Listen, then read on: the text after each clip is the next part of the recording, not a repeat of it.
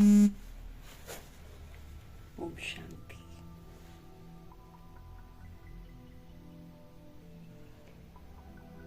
बाप दादा हम आत्माओं को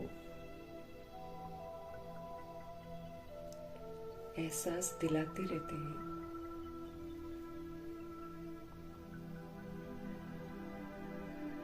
कि हमारी जिम्मेवारियां क्या हैं। एहसास दिलाकर उस जिम्मेवारी की ताज को पहनने की समझ देते हैं। समझ देते हैं कि ताज को उतारना नहीं है, अर्थात जिम्मेवारियों से हमें विस्मृत नहीं होना है। अब ये जिम्मेवारियां जो हैं ये बड़ी श्रेष्ठ जिम्मेवारियां हैं, इसलिए साधारण रीति से हम इसको नहीं निभा पाएंगे। उसके लिए हमें बहुत ज़रूरी है कि हम तख्त पर विराजमान रहें। और तख्त कौन सा है उसका स्पष्टीकरण करके बाबा कहते हैं नम्र चित्त का तख्त, एक रस का तख्त और निर्माण चित्त का तख्त। इस पर बैठो, सारा दिन नम्र चित्त रहना है, एक रस रहना। ये नहीं कि थोड़ी देर के लिए हम नम्र चित्त हुए, फिर किसी ने उल्टा व्यवहार किया तो हमने अपना कंट्रोल खो दिया, ऐसे नहीं। नम्र चित्त है तो एक रस नम्र चित्त रहना है, निर्माण चित्त रहना है। इस तख्त पर बाबा कहते हैं इस पर बैठो और फिर जिम्मेवारी का ताज धारण करके अपने भविष्य का मर्तबा बनाओ। स्पष्ट करते हैं कि तख्त से उतरना मत कभी भी। इस पर बैठकर ही कार्य करेंगे तो कार्य सफल होगा। अगर नम्रचित नहीं रहेंगे हम, अगर हम निर्माण चित नहीं रहेंगे, अगर हम एक रस नहीं रहेंगे तो फिर तो हम सफल नहीं होंगे। तो स्व परिवर्तन करना है तो तख्त पर विराजमान रहना है और सभी आत्माओं को सहयोग देना है परिवर्तन करने का। मीठे मीठे परमपिता परमात्मा जी का हम सब तहे दिल से धन्यवाद करेंगे। परमपिता परमात्मा की श्रेष्ठ मत पर चलकर सदा तख्त पर विराजमान रहकर ताज की जिम्मेवारी को पूरा निभाने वाले व्यक्त ब्रह्मा, अव्यक्त ब्रह्मा, गुप्त बड़ी माँ, big brother, great great grandfather का रोल प्ले करने वाली आत्मा ब्रह्मा जी का धन्यवाद करेंगे। धन्यवाद करते हुए दोनों जबरदस्त लाइट्स को हासिल नासिर करते हुए मीठे मीठे परमपिता परमात्मा जी के महावाक्य हम उन्हीं से समझेंगे। समझ जो हमको मिल रही है ये समझ पूरे वायुमंडल में फैले, तत्वों में फैले, यूनिवर्स में फैले। दिल से हम सब दुआ करेंगे। मीठे मीठे परमपिता परमात्मा जी की समझ यूनिवर्स में मौजूद सभी आत्माओं तक पहुंचे, ये भी हम दिल से दुआ करेंगे। उन आत्माओं तक पहुंचे जो इस समय वृद्ध शरीरों में हैं, जो दैहिक संबंधों में फंसे हुए हैं। उन तमाम आत्माओं तक प्रभु जी की समझ पहुंचे और उनका बुद्धि का योग जो है सत्य परमपिता परमात्मा जी के साथ लगे। भगवान की समझ वहां तक पहुंचे, ये दिल से दुआ करेंगे। उन आत्माओं तक पहुंचे जो हम आत्माओं के साथ नकारात्मकता के साथ जुड़े हुए हैं, उनका भी बुद्धि का योग हम आत्माओं से हटे, परमात्मा के साथ लगे। परमपिता परमात्मा जी के जो महावाक्य हैं उन आत्माओं के लिए भी समर्पित करेंगे जो हमारे साथ लौकिक में कनेक्टेड हैं। उन आत्माओं के लिए समर्पित करेंगे जो इस समय आकारी शरीरों में हैं, रोज शरीर छोड़ रहे हैं। उन आत्माओं तक प्रभु जी की समझ पहुंचे जो गर्भ झील में प्रवेश कर चुके हैं। उन आत्माओं तक प्रभु जी की समझ पहुंचे जो हॉस्पिटलों में पीड़ित हैं, घरों में पीड़ित अवस्था में हैं। उन आत्माओं तक प्रभु जी की समझ पहुंचे जो प्राकृतिक आपदाओं के शिकार हैं, जो दैहिक हिंसाओं के शिकार हैं। मीठे मीठे परमपिता परमात्मा जी की मुरली की समझ उन आत्माओं तक पहुंचे जो माया के प्रकोप में बिल्कुल इस समय अलबेले बन गए हैं, या तो तंत्र मंत्र के प्रकोप में अलबेले हो गए हैं, भगवान से विस्मृत हो रहे हैं। उन आत्माओं तक प्रभु जी की समझ पहुंचे जो वह मार्ग में चले गए हैं। उन आत्माओं तक प्रभु जी की समझ पहुंचे जो कुमार कुमारियों के शरीरों में है, जो छोटे शरीरों में है। उन आत्माओं तक प्रभु जी की समझ पहुंचे जो अपनी संस्था बनाकर बैठे हैं, खुद भी गुमराह, दूसरों को भी गुमराह कर रहे हैं। उन आत्माओं तक प्रभु जी की समझ पहुंचे जो भिन्न भिन्न सत्ताओं में बटे हुए हैं, भिन्न भिन्न वर्गों में बटे हुए हैं, भिन्न भिन्न धर्मों में, जाति में, राज्य को लेकर, भाषा को लेकर, रंग रूप को लेकर आत्माएं जो बटी हुई हैं देह अभिमान में, उन तमाम आत्माओं तक प्रभु जी की समझ पहुंचे। उन आत्माओं तक प्रभु जी की समझ पहुंचे जो दैहिक धंधे करते हैं, जैसे वैश्याएं हैं, किन्नर हैं, जो ऐसे धंधे करवाते हैं, उन तक प्रभु जी की समझ पहुंचे।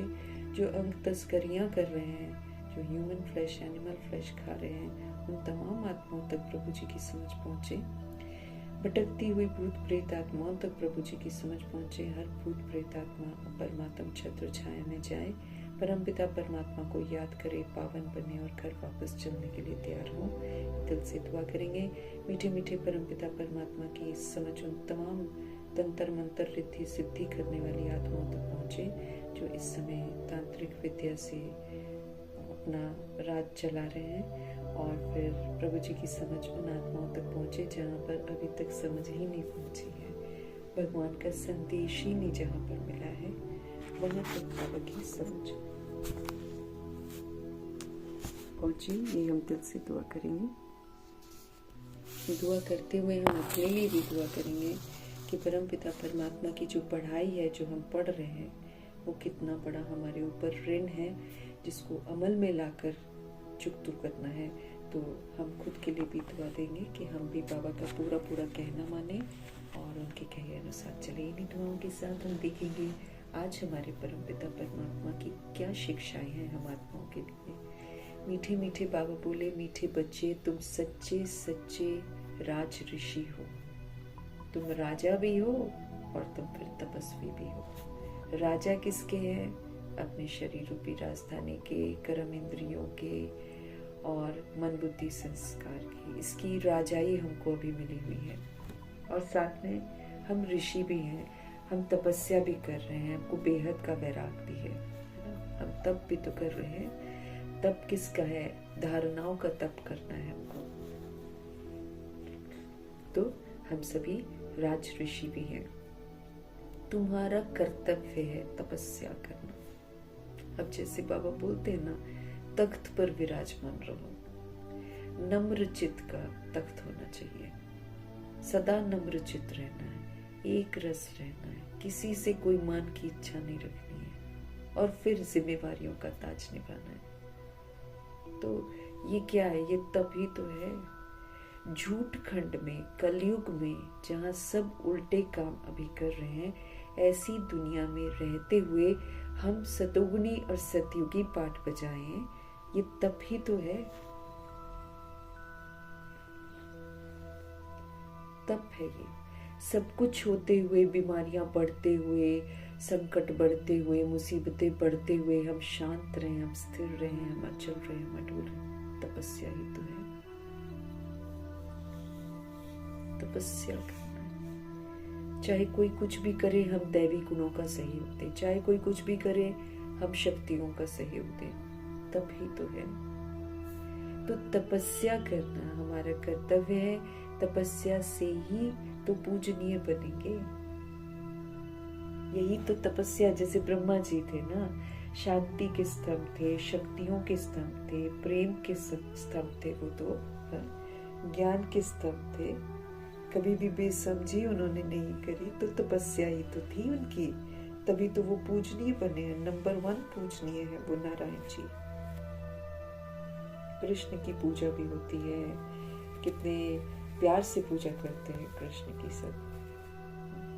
तो फिर बाबा हमको समझ दे रहे हैं। हम सभी आत्माओं को बाबा ने राज ऋषि बनाया है।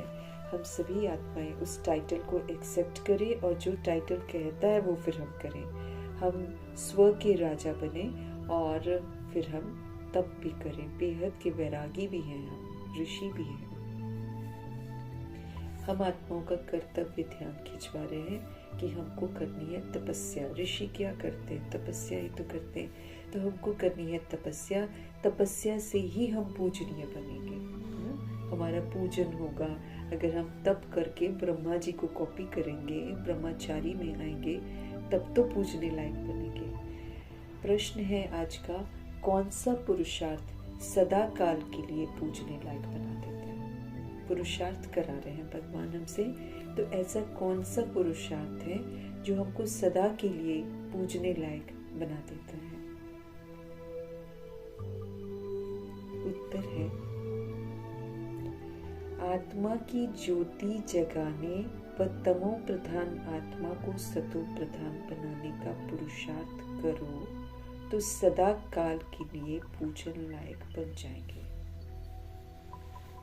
आत्मा की स्मृति बाबा हमको दिलाते हैं कि हम आत्मा हैं, हम परम धाम के रहने वाले हैं, हम लाइट हैं, हम माइट हैं, हम अशरीरी हैं, हम परमात्मा के बच्चे हैं। ये आत्मा की ज्योत है ना, जगा रहे हैं बाबा। सतोगुणी हो तुम, सत्यु की देवात्मा हो, ये आत्मा की ज्योति जगा रहे हैं भगवान। तो आत्मा की ज्योति जो जगाते हैं बाबा, उसको हम एक्सेप्ट करें और फिर उसी की तरह पाठ बजाएं तो आत्मा की ज्योत जगी हुई है ना? सारा दिन अगर हम आत्माएं आत्मिक स्मृति में रहते हैं और आत्मिक स्मृति में रहते हुए आत्मा बनकर पाठ बजाते हैं तो हम जगे हुए हैं। तो आत्मा की ज्योति को जगाना और फिर तमो प्रधान बन गई आत्मा को सतो प्रधान बनाने का पुरुषार्थ करना, जब हम ये करते हैं तो हम सदा काल के लिए पूजन लायक बन जाते हैं। जो बन जाता है सतो प्रधान और जिसकी ज्योत जग जाती है पूरी, जो स्मृति स्वरूप बन जाता है, फिर जो संगम युग में ये कार्य करने में सफल हो जाता है, वो उसका फिर पूजन होता है। जो अभी गफलत करते हैं वो तो फिर बहुत रोते हैं, है ना? अभी बाबा का कहना नहीं मान रहे हैं, अभी तपस्या नहीं कर रहे हैं, तमो प्रधान तो हम सभी बन गए हैं। हम तो ये कह ही नहीं सकते हैं कि हम तमो प्रधान नहीं हैं, तभी तो भगवान मिले हैं। तो ज्योत भी हमारी बुझ गई थी, हम अपने को शरीर समझ रहे थे, तो शरीर समझने से आत्मिक स्मृति बिल्कुल ही खत्म हो जाती है। अब भगवान कहते हैं शरीर समझना तुम बंद करो और तुम अब आत्मा की ज्योत को जगाओ, है ना? अब आत्मा की ज्योत को जगाकर आत्मा बनकर तुम पाठ बजाओ, तो तुम क्या बन जाओगे? सतो प्रधान बन जाओगे और फिर पूजन लायक बन जाओगे। मना अगर बाबा ने हमको लक्ष्मी नारायण जी का एम ऑब्जेक्ट दे दिया है, सभी आत्माओं को, पूरे वर्ल्ड की सोल्स को दे रखा है भगवान ने यही वाला लक्ष्य। अब कोई ना पढ़े तो उसकी गलती है, लेकिन लक्ष्य सबको लक्ष्मी नारायण का दिया है। अगर हम आत्माएं, कई आत्माएं ये गलत फहमी में रह जाती हैं कि कोई नहीं, हम कुछ भी बन जाएंगे, हाँ? हम वहाँ देखभाल ही कर लेंगे, हम चलो दास बन जाएंगे और चले जाएंगे। लेकिन बाबा हमको बार बार समझाते हैं कि भगवान जो लक्ष्य देते हैं, अगर हम उस लक्ष्य को प्राप्त नहीं करते हैं तो हम सजाएं बहुत खाते हैं। क्योंकि ये जो लक्ष्य है जो हमको मिलता है लक्ष्मी नारायण का, यही एक लक्ष्य है जिसको प्राप्त करने से मेरा सारा वर्ल्ड के प्रति जो ऋण है वो चुकता हो जाता है। लक्ष्मी नारायण बनना बहुत ऊंची बात है ना। सारी दिव्यता होती है, उसमें सत्यता होती है, सभ्यता होती है, सारा उसका प्रतीक है। तो जो सोल इस दुनिया में रहते हुए बाकी सारी चीजों की परवाह न करते हुए अपने को सतो प्रधान बनाती है, सत्यता और दिव्यता की सभ्यता से अपने को सजाती है, वही सोल का तो फिर वो वैल्यू बढ़ता है ना। वही तो फिर पूरा वर्ल्ड को जो हम तमो प्रधान बनाते हैं और तत्वों को हम तमो गुणी बनाते हैं, तो जो लक्ष्मी नारायण बनता है वही तो ये वाले सारे हिसाब किताब सेटल करता है अपने। लक्ष्मी नारायण बनने वाली आत्माएं फिर ब्रह्मचारी होती हैं। ब्रह्मा जी ने कोई गलती नहीं करी है, वो ब्रह्मा जी को फॉलो करेंगे, है ना? तो फिर बाबा हमको समझ दे रहे हैं, स्पष्ट करते रहते हैं भगवान जी भिन्न भिन्न रूपों से।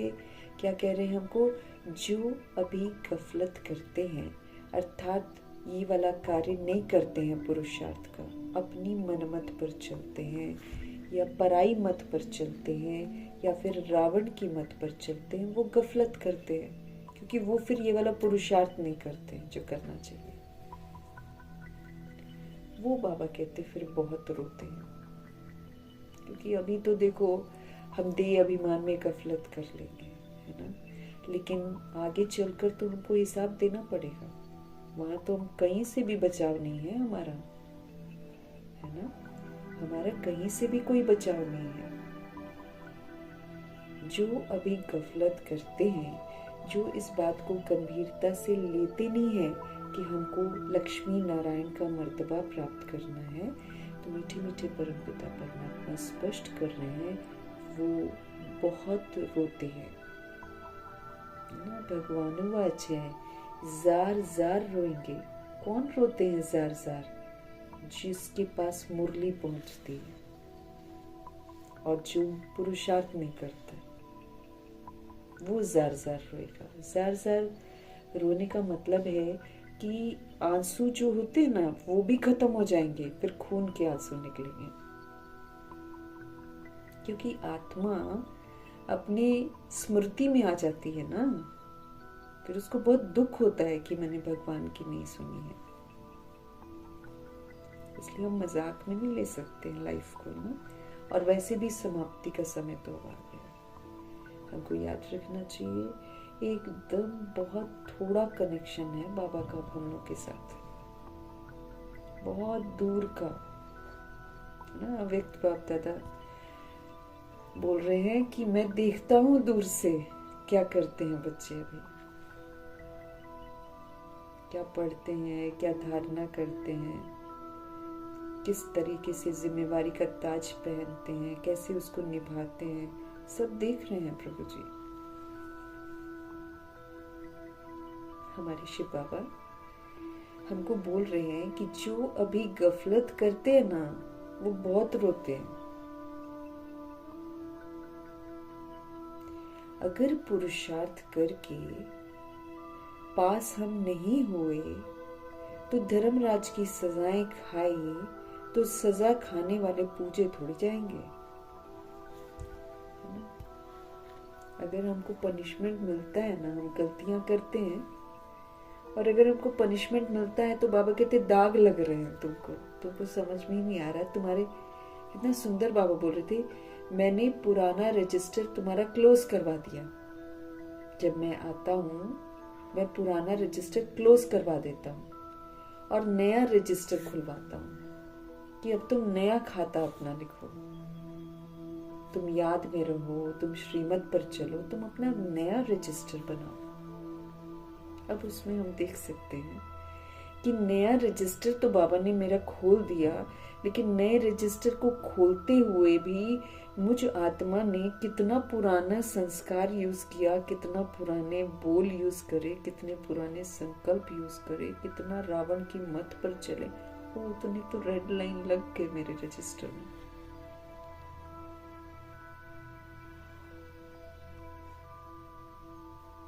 फिर बाबा जब हमको बोलते हैं चलो जी तुम बीती को बीती कर दो, जैसे कल हम लोगों ने पढ़ा था, बाबा ने कहा अव्यक्त बाप दादा ने, चलो आज तक तुमने जो किया ना, चलो ठीक है उसको हम स्टॉप लगा देते, अब करो, अब करो, अब करो, तो फिर दाग नहीं लगना चाहिए एक भी। मुसीबतें भी आएंगी, परेशानियां भी आएंगी, सब कुछ आएगा। भाई हमने बनाया है ना, हमने इस संसार को वैसा बनाया है, तो आएगा नहीं क्या मेरे सामने? आएगा। पर प्रभु जी हमको क्या बोलते हैं, बाबा हमको एक्सेप्ट करना सिखाते हैं कि जब तुमने गलती की है ना, तो तुम उसको स्वीकार कर लो और फिर राइटियस मार्ग पर चलो। मम्मा बाबा ने एक्सेप्ट किया है ना कि हाँ हमने गलती करी थी, तो उन्होंने कुछ भी नहीं बोला, मुसीबतें आई, बीमारियां आई, कुछ भी आया, ऑपोजिशन हुई, प्रकृति ने तंग किया, सब कुछ किया, उन्होंने किसी को कुछ नहीं कहा। नो क्वेश्चंस, नो शिकवा, नो शिकायत। तो भगवान हमको ऐसे सिखाते हैं कि जब तुम गलत करते हो ना तो तुम उसको स्वीकार करो, अब फिर गलत मत करो। अगर पुरुषार्थ करके हम पास नहीं हुए और अगर हमको धर्मराज की सजाएं मिली तो सजा खाने वाले वो थोड़ी पूजे जाएंगे। सजा खाने वाले का मुंह ऊंचा नहीं हो सकता, वो तो बेइज्जती होगी ना, बेइज्जत होकर जाएंगे, लज्जित होकर जाएंगे घर वापस ना। ओम शांति। तो सदा ज्योति मेरी जगी रहे, मना सदा मैं आत्मा याद रखूं कि मैं सोल हूं। सदा याद रहे कि मैं परमात्मा का बच्चा हूं। सदा याद रहे कि बाबा ने जो होमवर्क दिए हैं वो मुझे करने हैं। तो हम जगे हुए हैं। ऐसे ज्योति जगते जगते जगते जगते हमको स्मृति स्वरूप बनना है। बाकी सारी स्मृतियां भूल जाएं और यही एक स्मृति रहे कि आत्मा परमात्मा का बच्चा हूं। रूहानी बच्चों प्रति रूहानी बाप समझा रहे हैं। हम सब रूहे हैं। आत्मिक स्थिति में स्थित होकर जब हम बाबा की बातों को सुनेंगे, समझेंगे, तो हमको फिक्र होगी कि भाई सजा नहीं खानी है ना। रूहों के पिता रूहों को बोल रहे हैं। हम सभी रूहें हैं। हम शरीर को चलाने वाले हैं। शरीर से हमने ही सब कुछ किया हुआ है। बुरा किया, अच्छा किया, जो भी किया हमने शरीर से किया। किसने किया? आत्मा ने किया। अज्ञानता में किया, ठीक है, उसको हम याद से चुप तो कर सकते हैं। लेकिन याद कौन सी? देह के भान से परे की याद। देह रूपी चमड़ी का भान नहीं हो, तब हम परमात्मा को याद करेंगे तो उससे मेरे विक्रम विनाश होंगे। अब नया कोई विक्रम नहीं करना है। हम विक्रम कैसे करते हैं? जब हम अपने को देह समझते हैं। अभी भी हम अपने को देह समझेंगे तो क्या कर रहे हैं? फिर से विक्रम कर रहे हैं।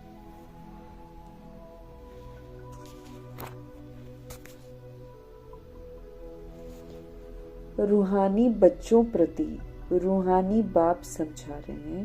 पहले पहले तो बच्चों को समझाते हैं कि भाई अब अपने को आत्मा निश्चय करो। जैसे चंद्रमणि दादी कल क्या समझा रही थी कि तुम बाबा को कहना पड़ रहा है ऐसे करो, ऐसे करो, ऐसे करो। दैट मीन्स हम समर्पित हुए ही नहीं है, तभी उनको कहना पड़ रहा है। जो समर्पित हो जाता है उसको कहना थोड़ी पड़ता है, वो तो करना शुरू कर देता है। लेकिन बाबा हमको मुरली के माध्यम से कह रहे हैं, बार बार कह रहे हैं कि भाई अपने को आत्मा निश्चय करो। दैट मीन्स हम लोग निश्चय नहीं करते हैं। समझा रहे हैं कि पहले आत्मा है, पीछे शरीर है, ऊपर से हम सोल्स आती हैं, बिंदियां। शरीर तो हम बाद में लेते हैं, लेकिन अब क्या कर दिया हमने? शरीर को पहले समझते हैं, आत्मा समझना ही नहीं चाहते। और जब तक हम आत्मा समझेंगे नहीं, हम तो सुधरेंगे नहीं। शरीर समझेंगे तो भाई हम काम, क्रोध, लोभ, मोह, अहंकार में ही जकड़े रहेंगे, ये तो तय है। आत्मा समझेंगे तो रियलाइजेशन होगा, भाई I belong to God father और मेरा तो परम धाम घर है। मैं तो ऐसे से मैंने पाठ बजाया, मैं ऐसे से गिर गई नीचे, अब मुझे फिर से उठना है और फिर उड़ने लायक बनना है ना। अब हमको समझ मिलती है।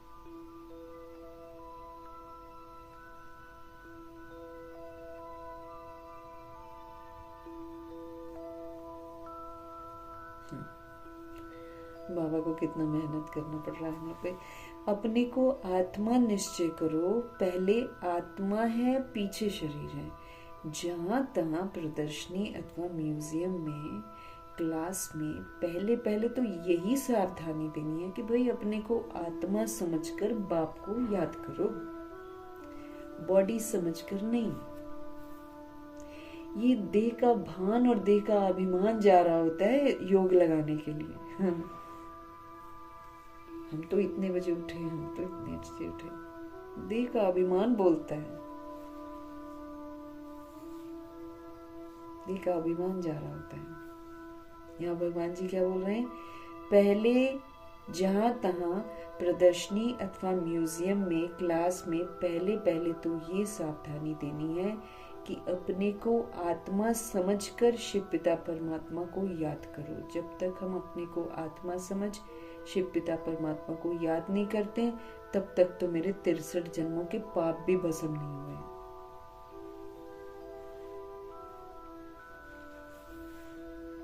बच्चे जब बैठते हैं, सब देही अभिमानी होकर नहीं बैठते हैं।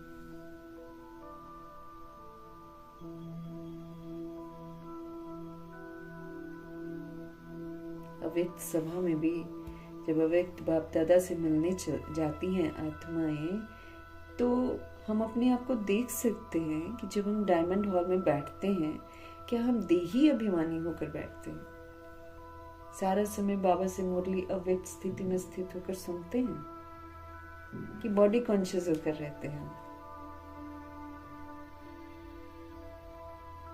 बाबा कहते हैं बच्चे जब बैठते हैं, सब देही अभिमानी होकर नहीं बैठते हैं, अपने आप को आत्मा समझकर नहीं बैठती हैं सोल्स। यहाँ बैठते भी कहां कहां ख्यालात जाते हैं। बाबा तो देखते ही होंगे ना, दिमाग भटकू है ना, इधर उधर इधर उधर, वो क्या कर रहा है, ये क्या कर रहा वो इसमें जाता ही दिमाग है ना। तो भगवान जी कहते हैं यहाँ बैठते भी कहाँ कहाँ ख्यालात जाते हैं। सत्संग में जब तक कोई साधु आदि आए, तब तक क्या बैठ करते हैं? कोई ना कोई ख्यालात में ही तो बैठे रहते हैं। फिर साधु आया तो कथा आदि सुनने लगते हैं। बाप ने समझाया है कि ये सब भक्ति मार्ग में सुनना है। बाप समझाते हैं ये सब है आर्टिफिशियल। जितना भी दुनिया में कथाएं वगैरह सुनाते हैं, सब झूठी कथाएं सुनाते हैं, मनमत पर आधारित हैं, दंत कथाएं हैं सारी की सारी। तो भगवान जी समझ देते हैं कि वो सारा तो आर्टिफिशियल है, इन कथाओं में कुछ है नहीं, बस कथाएं ही है कुछ नहीं इसमें। बाबा कहते हैं दीपमाला भी आर्टिफिशियल मनाते हैं और दीपमाला का अर्थ समझते ही नहीं है। एक ज्योत आत्मा की जगी, फिर उसने दूसरे को जगाया, उसने दूसरे को जगाया, उसने दूसरे, इसको दीपमाला बोलते हैं। वो क्या करते हैं? दिए जला देते हैं। तो बाबा कहते हैं ये दीपमाला भी जो है ना, ये भी आर्टिफिशियल है। बाप ने समझाया है ज्ञान का तीसरा नेत्र खुलना चाहिए हमारा। अगर हमारा समझ का नेत्र खुल जाए तो घर घर में सोजरा हो जाए। ये जो दिए स्थूल जगाते हैं, इसको नहीं जगाकर अगर आत्मा की ज्योत जग जाती है, ज्ञान का समझ का तीसरा नेत्र खुल जाता है, तो घर घर रोशन हो जाएगा, आत्मिक ज्योत जग जाएगी सबकी। फिर आर्टिफिशियल कुछ करने की जरूरत ही नहीं है हमको। अभी तो घर घर में अंधियारा ही है, किसी को मालूम ही नहीं, सब तो शरीर समझ रहे हैं अपने आप को, शरीर समझ रहे हैं, देहधारियों की फोटो रख रहे हैं, देहधारियों की मूर्तियां रख रहे हैं और उनको पूज रहे हैं, यही तो कर रहे हैं। तो मतलब क्या है? समझ का नेत्र अभी भी बंद है। तो बाबा कहते हैं अभी तो घर घर में अंधियारा ही है, सभी आत्माएं अपने आप को शरीर समझती हैं और जो देह के रूप में देवी देवता हैं या गुरु हैं उनकी पूजा करती हैं। तो अंधियारा ही तो है। ये सब बाहर का प्रकाश है। दिए जगाना, वो जगाना, ये लाइटें जगाना, ये सब क्या है? ये बाहर का प्रकाश है। तुम अपनी ज्योति जगाने के लिए बिल्कुल शांत में बैठते हो। अब हमको ज्योति जगानी है ना, तो उसके लिए हम क्या करते हैं? हम बिल्कुल शांत में बैठते हैं। बच्चे जानते हैं स्वधर्म में रहने से पाप कट जाते हैं। अब हमको तो भगवान ने समझाया है। क्या समझाया है? तुम पवित्र रहो, शांत रहो, तो तुम्हारे पाप कट जाएंगे।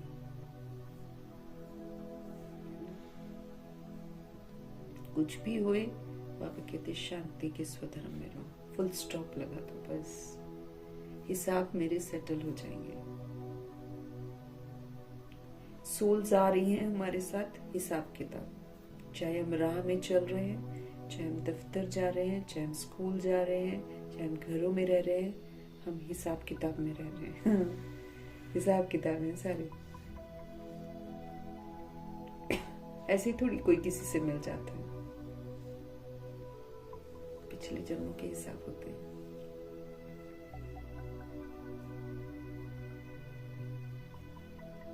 तुम अपनी ज्योति जगाने के लिए बिल्कुल शांत में बैठते हो।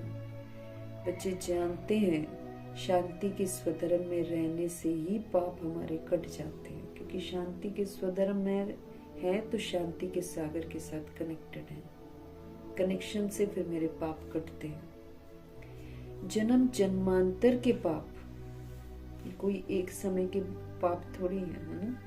तो जन्म जन्मांतर के पाप जो है ना, इस याद की यात्रा से ही कटते हैं। निरंतर हम याद में हैं तो पाप कटते हैं।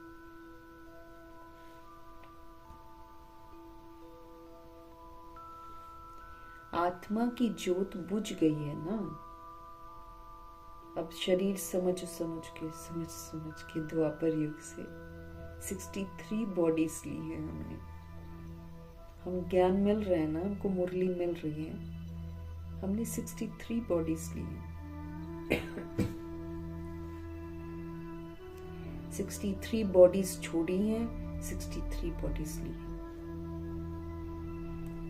आंखों को देखते देखते, चेहरे को देखते देखते, शरीर को देखते देखते कलयुग में तो हम शरीर को ही देखने लग गए। तो क्या हुआ? आत्मा की ज्योत बुझ गई।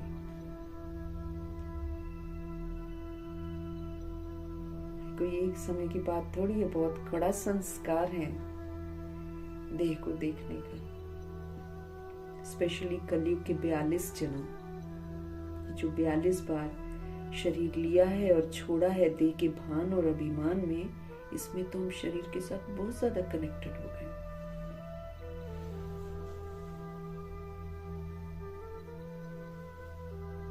आत्मा की ज्योत बुझ गई है ना। शक्ति का पेट्रोल सारा खत्म हो गया है। ताकत नहीं है अब आत्मा में। इसीलिए तो दूसरे पर निर्भर हो गई है कि दूसरा कहे कि अच्छे हो तुम, तब जाकर उसका खून बढ़ता है। और दूसरा अगर कहेगा नहीं तुम ठीक नहीं हो, तो उसका खून ही खत्म हो जाता है। क्यों है ऐसा?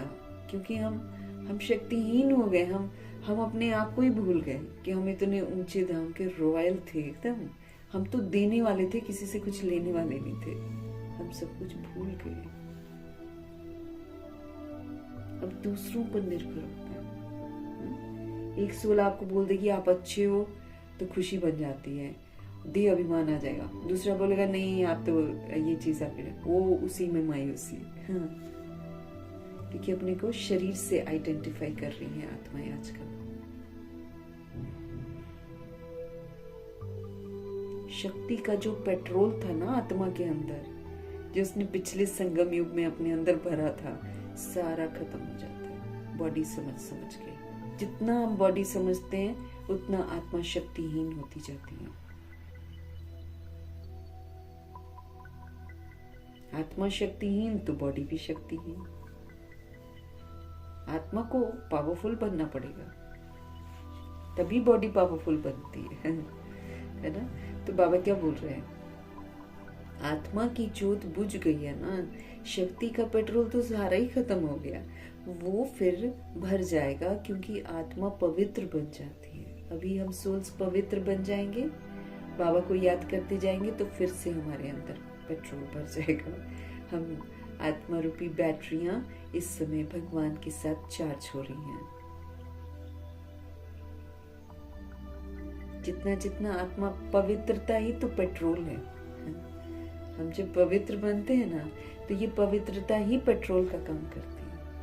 जैसे जैसे हम विस्तार में आते हैं बॉडी के, जैसे जैसे हम आधार बढ़ाते जाते हैं, परिवार बढ़ाते जाते हैं, रिश्ते बढ़ाते जाते हैं, वैसे वैसे हमारी ताकत कम होती चली जाती है। अभी जैसे जैसे विस्तार को खत्म करते जाएंगे, बुद्धि से सार में लौटते जाएंगे, वैसे वैसे हम शक्तिशाली हो जाएंगे।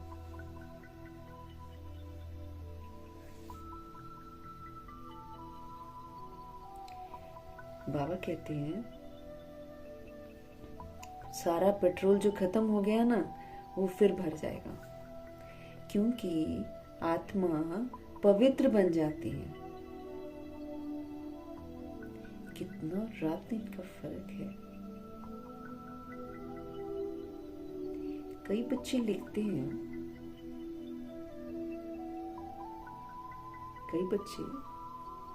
हैं, लक्ष्मी बड़ी या सरस्वती माँ बड़ी।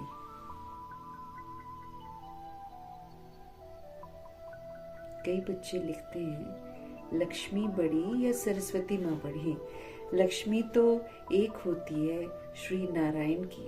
अगर महालक्ष्मी को पूजते हैं तो उनको 4 भुजा दिखा देते हैं, उसमें दोनों आ जाते हैं, लक्ष्मी भी नारायण भी। जैसे नारायण जी में, विष्णु जी में दोनों आ जाते हैं ना, और विष्णु में 2 भुजाएं नारायण जी की, तो 2 भुजाएं लक्ष्मी का प्रतीक है।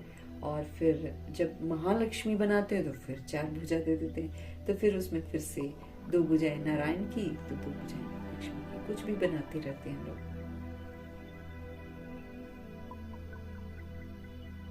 उसमें दोनों आ जाते हैं। वास्तव में उसको लक्ष्मी नारायण की पूजा कहा जाए।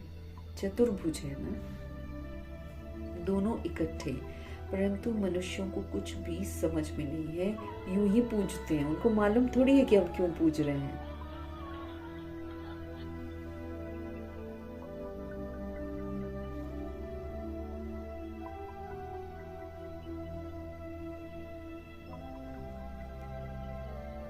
दोनों इकट्ठे, परंतु मनुष्य को कुछ भी समझ नहीं है। बेहद का बाप कहते हैं कि सभी के सभी बेसमझ बन पड़े हैं। हम ही बेसमझ हो जाते हैं, तो बाद वाली आत्माएं तो बेसमझ बनेगी ही बनेगी।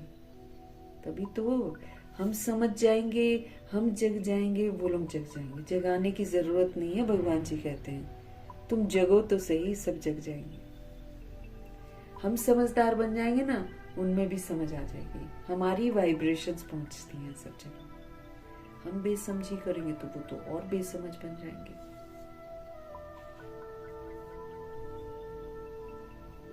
बेहद का बाप कहते हैं कि सभी बेसमझ बन पड़े हैं। लौकिक बाप कभी सारी दुनिया के बच्चों को कहेंगे क्या कि बेसमझ हैं? शरीर का बाप कहेगा क्या? अभी तुम बच्चे जानते हो विश्व का बाप कौन है। खुद कहते हैं मैं सभी आत्माओं का बाप हूँ। शिव पिता परमात्मा, निराकार परम पिता परमात्मा खुद आकर कहते हैं कि मैं सभी आत्माओं का बाप हूँ। और फिर वही आकर बोलते हैं कि तुम सब आत्माएं जो हो, तुम मेरे बच्चे हो। तो ये है हमारा जन्म जन्मांतर का पिता। हर जन्म हम एक शरीर का बाप लेते हैं, लेकिन शरीर का बाप लेते हैं, परंतु आत्मा का जो बाप है वो एक ही है हर जन्म में। शरीर का बाप तो कार्मिक रोल है, लेकिन आत्मा जो है, जो शरीर को चला रही है, उसका बाप तो हर जन्म में शिव पिता ही है।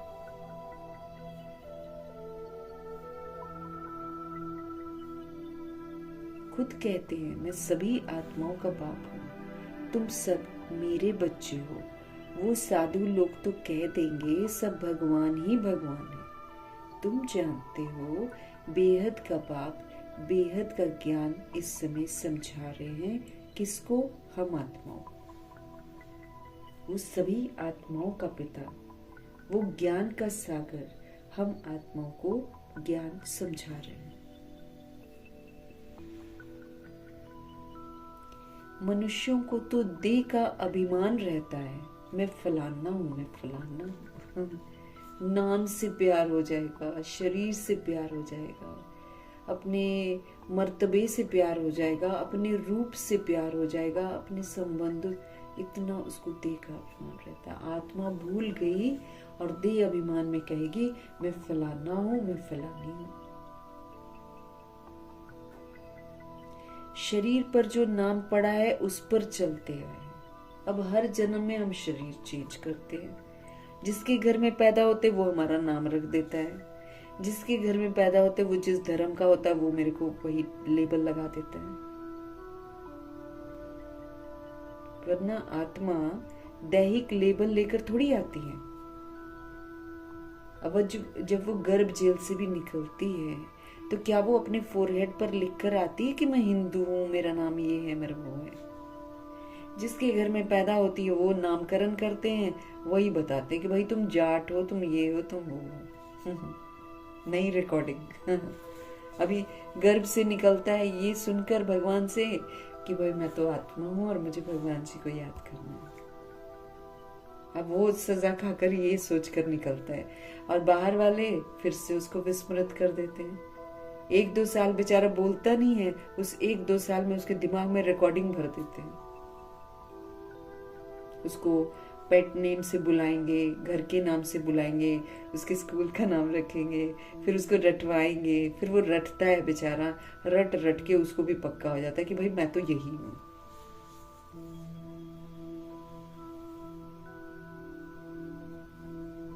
शरीर पर जो नाम पड़ा है ना उस पर चलते हैं। अब शिव बाबा तो है निराकार, वो तो है सुप्रीम सोल। उस आत्मा पर नाम है शिव। ओनली सिर्फ शिव बाबा का आत्मा के नाम पर शिव है, नाम है। हम लोग का नहीं है, हम लोग सोल ही कहलाते हैं। बॉडी छोड़ेंगे, है ना, बॉडी छोड़ेंगे तो रथी जब शरीर छोड़ती है ना, तो रथी तो अलग हो जाती है और वो जो बॉडी जा रही होती है उसको बोलते अर्थी, है ना। उसमें तो रथी जो होती वो होती नहीं है, इसलिए वो डेड बॉडी है, उसको जलाना होता है। ये रथी जाकर फिर किसी और गर्भ जेल में घुस जाती है। लेकिन सुप्रीम सोल हमको समझ देते हैं कि हम सोल्स हैं। लेकिन सुप्रीम सोल जो है ना वो कभी बॉडी लेते नहीं है और कभी पुनर्जन्म में आते नहीं है, कभी पापात्मा वो बनते नहीं है। वो हमेशा ही कल्याणकारी है। इसलिए सिर्फ एक ही आत्मा है जिनका नाम शिव है। बाकी सब तो हमारे बॉडी पर नाम पड़ता है। जिसके भी घर में हम पैदा होते हैं वो हमारी बॉडी को देखकर बॉडी का नाम रखते हैं। आत्मा थोड़ी उनको दिखाई देती है। ये तो अभी हमको समझ मिल रही है कि हम सोल्स हैं और हमारे घर में कोई सोल कार्मिक अकाउंट बंद कराती है और वो सोल पहले कोई और बॉडी में होती है, वो बॉडी छोड़कर आती है। कईयों को याद रहता है, कईयों को याद नहीं रहता है। कईयों के साथ बहुत खतरनाक और खौफनाक रहता है इसलिए उनको याद रहता है। ज्यादातर उनको याद रहता है जिनका मर्डर होता है। वो जब दूसरा जन्म लेते हैं ना, क्योंकि अब तो वो भी मर्डर करेगा ना, इसलिए जब दूसरा जन्म लेते हैं तो उनको याद रहता है। तो कुछ अरसे तक वो लोग अपना पिछले जन्म की बातें बताते रहते हैं, फिर धीरे धीरे वो भी भूल जाते हैं।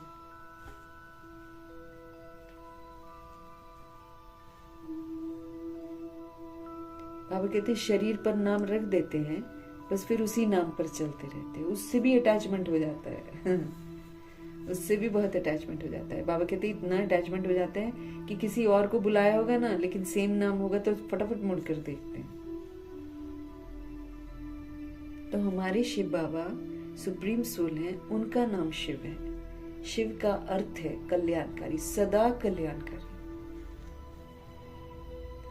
आत्मा पर नाम एक ही शिव बाबा का है बस, और वो है परमात्मा। परमात्मा उनका नाम है शिव।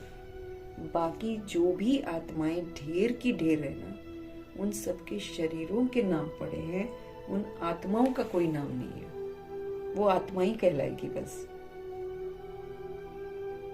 वो बॉडी लेती है ना, उसका बॉडी का नाम होता है। फिर बॉडी के साथ ही उसका नाम रूप सब खत्म हो जाता है।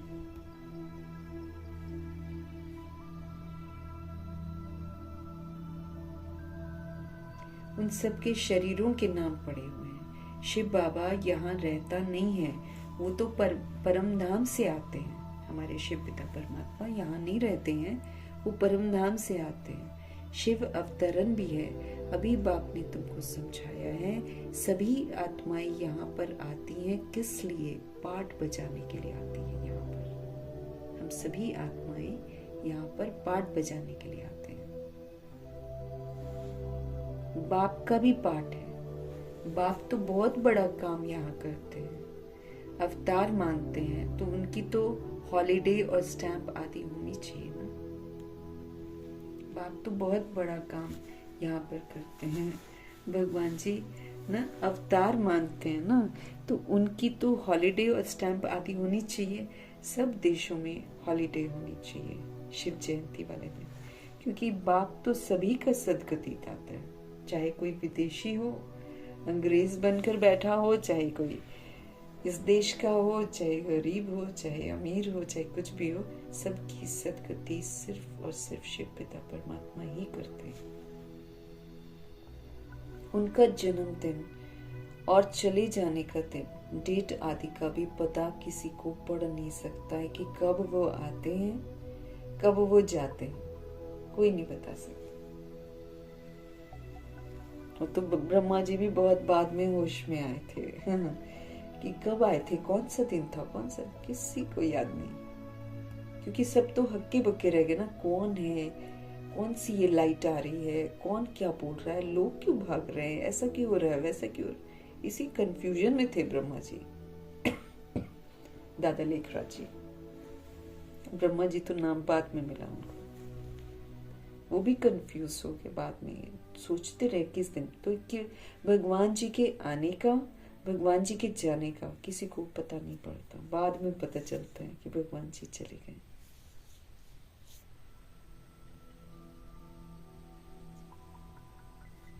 क्यों नहीं पता चलता?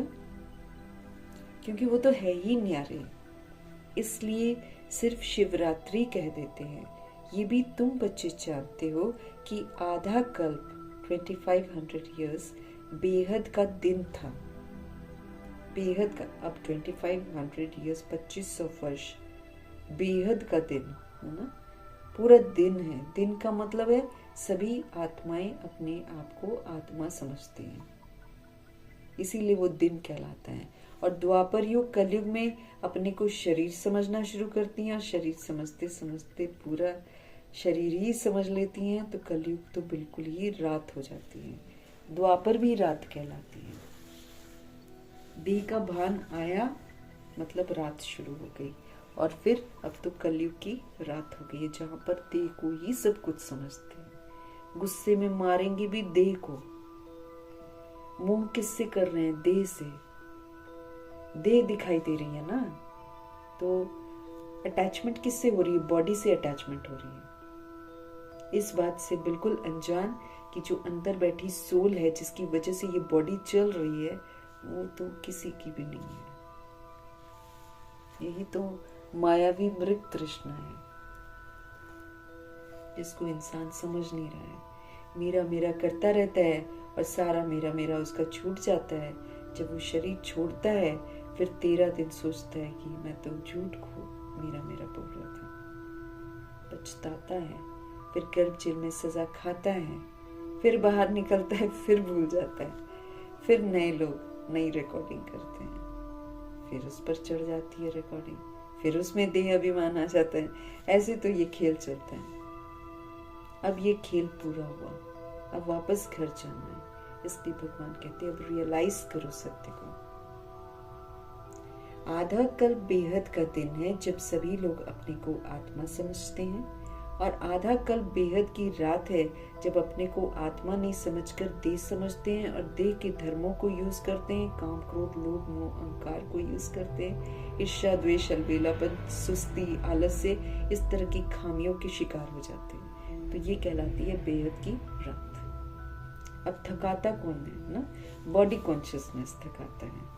हम थक जाते हैं या फिर हम सोचते हैं कि अभी तो हम नहीं उठ सकते हैं, अभी क्या करें, दिन में कर लेंगे, अभी सुबह अमृत वेला नहीं किया जा रहा है, कितना सारा दिन हमने काम।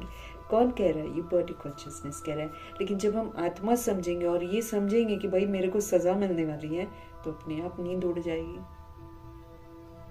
ब्रह्मा जी की तो नींद ही उड़ गई थी जब उनको अपनी जिम्मेवारियों का एहसास हुआ कि मैं विस्मृत हुआ, सारा जहान विस्मृत हो गया। देखो आज तक वो सेवाओं पर हैं। ये तो आराम कर सकते हैं और कोई होता तो जाके आराम करता कि भाई मैंने तो अपना होमवर्क कर लिया, बस चलो जी खत्म। वो तो आज भी सेवा कर रहे हैं, इसीलिए तो बने हैं विश्व महाराजा। बाबा कहते हैं जब रात पूरी होकर फिर दिन होना होता है ना, उसके बीच में बाबा आते हैं। ये तो एक्यूरेट टाइम है। मनुष्य जन्मते हैं तो म्यूनिसिपैलिटी में नोट करते हैं ना, फिर 6 दिन के बाद उसका नाम रखते हैं। उसको कहते हैं नामकरण, है ना। लोग पार्टी वाटी देते हैं, नाम रखते हैं। कोई छठी उसको कहते हैं। भाषाएं तो बहुत है ना। लक्ष्मी की पूजा करते हैं, आतिशबाजी चलाते हैं। तुम पूछ सकते हो कि जो लक्ष्मी का त्योहार आप मनाते हो दीपावली, ये कब तख्त पर बैठी? लक्ष्मी कब तख्त पर बैठी? तख्त पर बैठने का ही तो कोरोनेशन मनाते हैं, उनका जन्म नहीं मनाते हैं। लक्ष्मी जी का जन्म नहीं मनाते हैं, उनका कोरोनेशन मनाते हैं, क्योंकि लक्ष्मी जी पहले राधे होती हैं।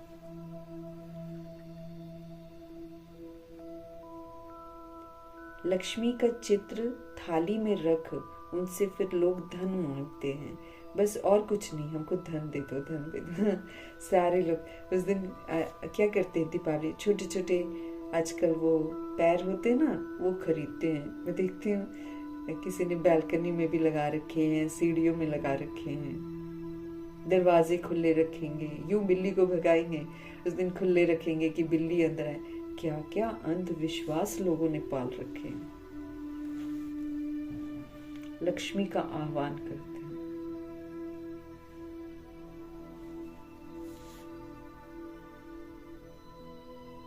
लक्ष्मी का चित्र थाली में रख, उनसे धन मांगते हैं, बस और कुछ नहीं। मंदिर में जाकर भल कुछ मांगेंगे, परंतु दीपमाला वाले दिन यानी कि दीपावली वाले दिन तो उनसे सिर्फ पैसा ही मांगेंगे। पैसा देती थोड़ी है वो। सोचने की बात है ना। तो फिर लक्ष्मी जी अगर पैसा दे सबको, तो फिर ये तो गरीब लोग भी तो जो मिट्टी के दिए बनाते हैं, इतना बेचते हैं, सब कुछ घर को वो रोशन करने के लिए लोग इतना कुछ करते हैं, तो वो तो वैसे के वैसे ही रहते हैं। तो लक्ष्मी क्या किसी को पैसा देती है और किसी को पैसा नहीं देती है? ऐसा होता है क्या? अंधविश्वास है। आप एक मूर्ति रख रहे हो, आप एक फोटो रख रहे हो, तो वो फोटो क्या आपको पैसा देगी? बाबा कहते हैं परंतु दीपमाला के दिन तो उनसे सिर्फ पैसे मांगेंगे। बाबा कहते पैसे देती थोड़ी है वो। ये जैसी जैसी भावना है ना, अगर कोई सच्ची भावना से पूजा करते हैं तो अल्पकाल के लिए धन मिल सकता है, और वो कौन देता है? भगवान जी की मर्जी से, भगवान जी की ब्लेसिंग से मिल जाता है, और थोड़े समय के लिए मिलता है। ये है ही अल्पकाल का सुख। बाबा कहते हैं यहाँ पर तुम कोई भी सुख ढूंढ लो, थोड़े समय का ही मिलेगा आपको, स्थायी नहीं मिलेगा, क्योंकि विनाशी चीजों पर आधारित है ना। आज विनाशी चीज मेरे पास है तो सुख है, कल नहीं है तो नहीं है। बाबा कहते ये है ही अल्पकाल का सुख। कहाँ तो स्थायी सुख भी होगा ना। स्वर्ग का तो उनको पता ही नहीं है। यहाँ स्वर्ग की भेंट में कोई खड़ा हो नहीं सकता है। तुम जानते हो आधा कल्प है ज्ञान और आधा कल्प हम भक्ति करते हैं। माने संगम युग में हम ज्ञान लेते हैं, उस ज्ञान की जो प्रारब्ध है वो आधा कल्प चलती है, और फिर आधा कल्प भक्ति चलती है। फिर होता है वैराग, क्योंकि भक्ति करते हैं, कुछ मिलता मिलता तो है नहीं है। दुख संकट जब अति में चले जाते हैं, फिर लोगों को वैराग आता है भक्ति से। समझाया जाता है ये पुरानी छीछी दुनिया है, इसलिए फिर नई दुनिया भी जरूर चाहिए। नई दुनिया वैकुंठ को बाबा कहते हैं, उसको हेवन कहते हैं, उसको पैराडाइज कहते हैं, उसको जन्नत कहते हैं, उसको फूलों का बगीचा कहते हैं, उसको शिवालय कहते हैं, उसको सुखधाम कहते हैं। और उस दिन क्या बोला था पापा ने, कितने सुंदर सुंदर तो नाम देते रहते हैं। क्या तो बोला था बाबा ने, पैराडाइज कहा जाता है। इस ड्रामा में पार्टधारी भी अविनाशी हैं। जितने लोग पार्ट बजा रहे हैं, हम लोग सब पार्ट बजाने वाली जो सोल है वो कभी मरती नहीं है। तुम बच्चों को मालूम पड़ा है कि हम आत्मा पार्ट कैसे बजाते हैं। बाबा ने समझाया है, किसी को भी प्रदर्शनी आदि दिखाना है ना, तो पहले पहले ये जो एम ऑब्जेक्ट है वो समझानी है। सेकंड में हमको जीवन मुक्ति कैसे मिलती है ये समझाना है। सेकंड में जीवन मुक्ति कैसे मिलती है ये समझाना है। बाबा हमको समझाते हैं, फिर हमको भी दूसरी सोल्स को समझाना है।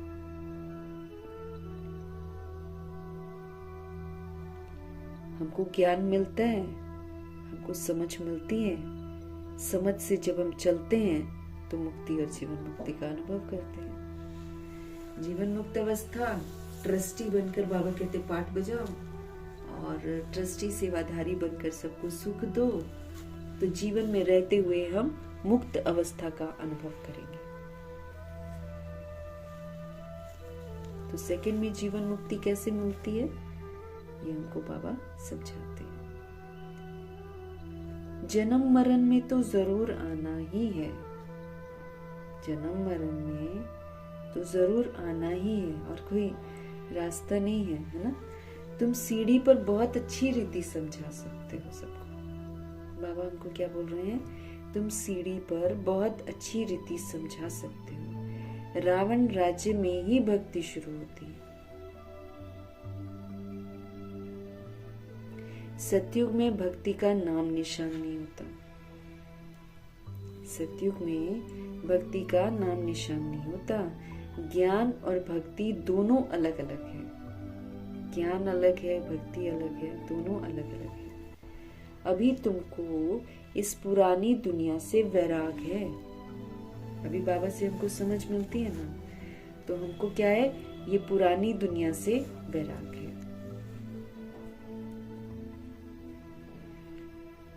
तुम जानते हो ये पुरानी दुनिया जो है ना, ये अब खत्म होनी है,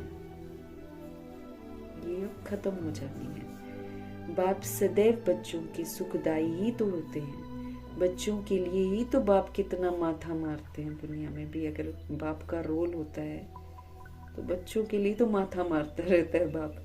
फिर बच्चे के लिए ही गुरुओं के पास भी फिर जाते हैं, साधुओं के पास जाते हैं, कैसे भी करके बच्चा हो, क्योंकि समझते हैं बच्चा होगा तो उनको मिल्कियत देकर जाएंगे। लोगों को बहुत है कि बच्चे हो, है ना।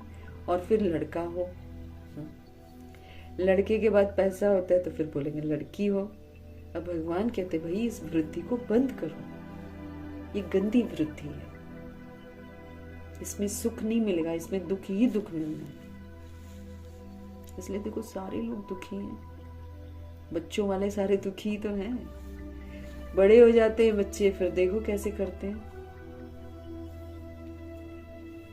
आजकल तो छोटे छोटे बच्चे अपने दादा दादी को, अपने मम्मी पापा को खुलेआम भीड़ में सबके बीच में बोल देते हैं पागल है तू, पागल है, तेरा दिमाग ठीक नहीं है। ऐसे बात करते, तू तड़ा करके भी कई लोग बात करते हैं।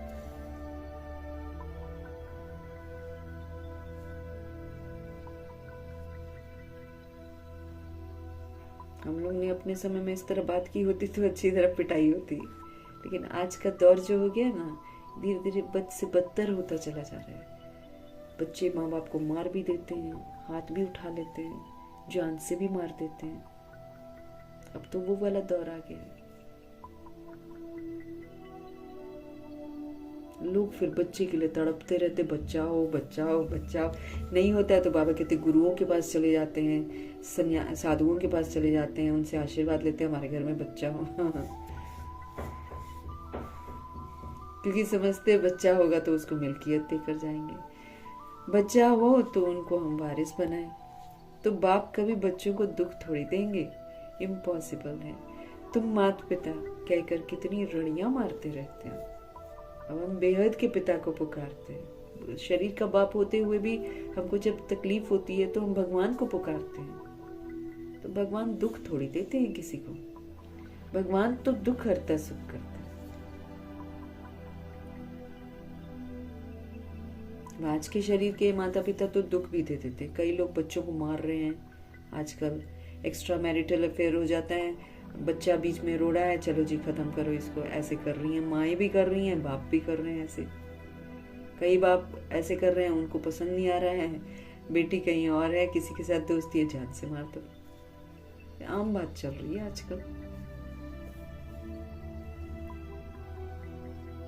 इस बात से बिल्कुल अनजान कि हम तो बॉडी को मार रहे हैं, वो सोल तो देख रही है, बस अब अगला जन्म वो लेगी, आपको खत्म करेगी। इस बात से आत्माएं अनजान है।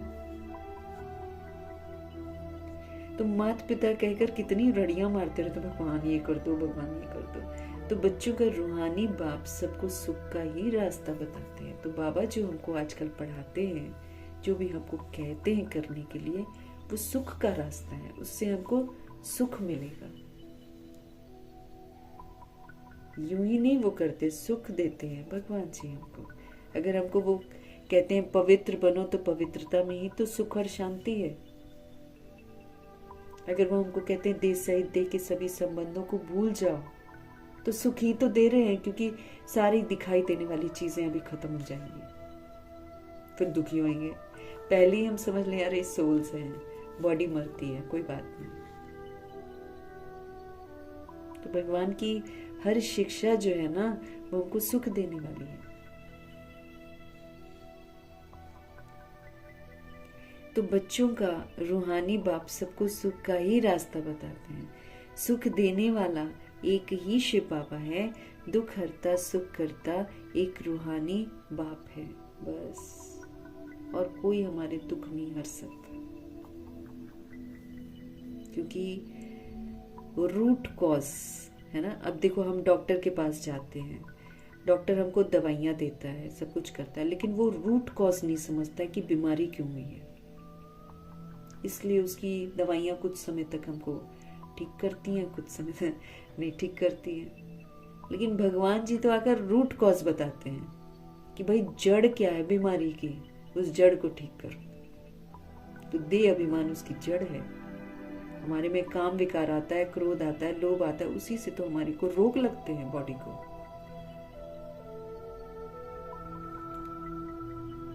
तो दुख हरता सुख करता शिव पिता परमात्मा है, एक रूहानी बाप ही है। ये विनाश भी सुख के लिए ही तो है। ये विनाश जो हमको दिखाई दे रहा है अभी, जो होने वाला है, ये सुख के लिए है। बॉडीज मरती हैं, सोल्स तो फिर घर वापस जाते हैं। और परेशान हैं लोग, शरीरों में हैं, मार खा रहे हैं, गालियां खा रहे हैं, दुखी हो रहे हैं, परेशान हो रहे हैं, लेकिन बॉडी से निकल तो नहीं पा रहे हैं ना। तो ये विनाश जब बॉडी से निकलवाएगा सोल्स को, तो सोल्स सुखी होंगी, शांत होंगी, घर वापस खुशी खुशी जाएंगी।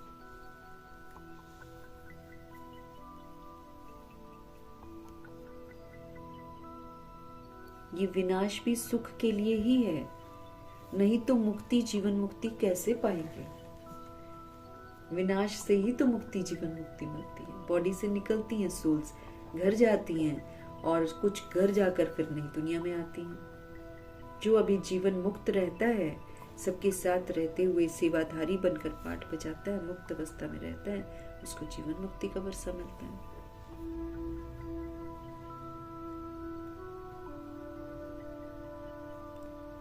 परंतु ये भी कोई समझेंगे थोड़ी।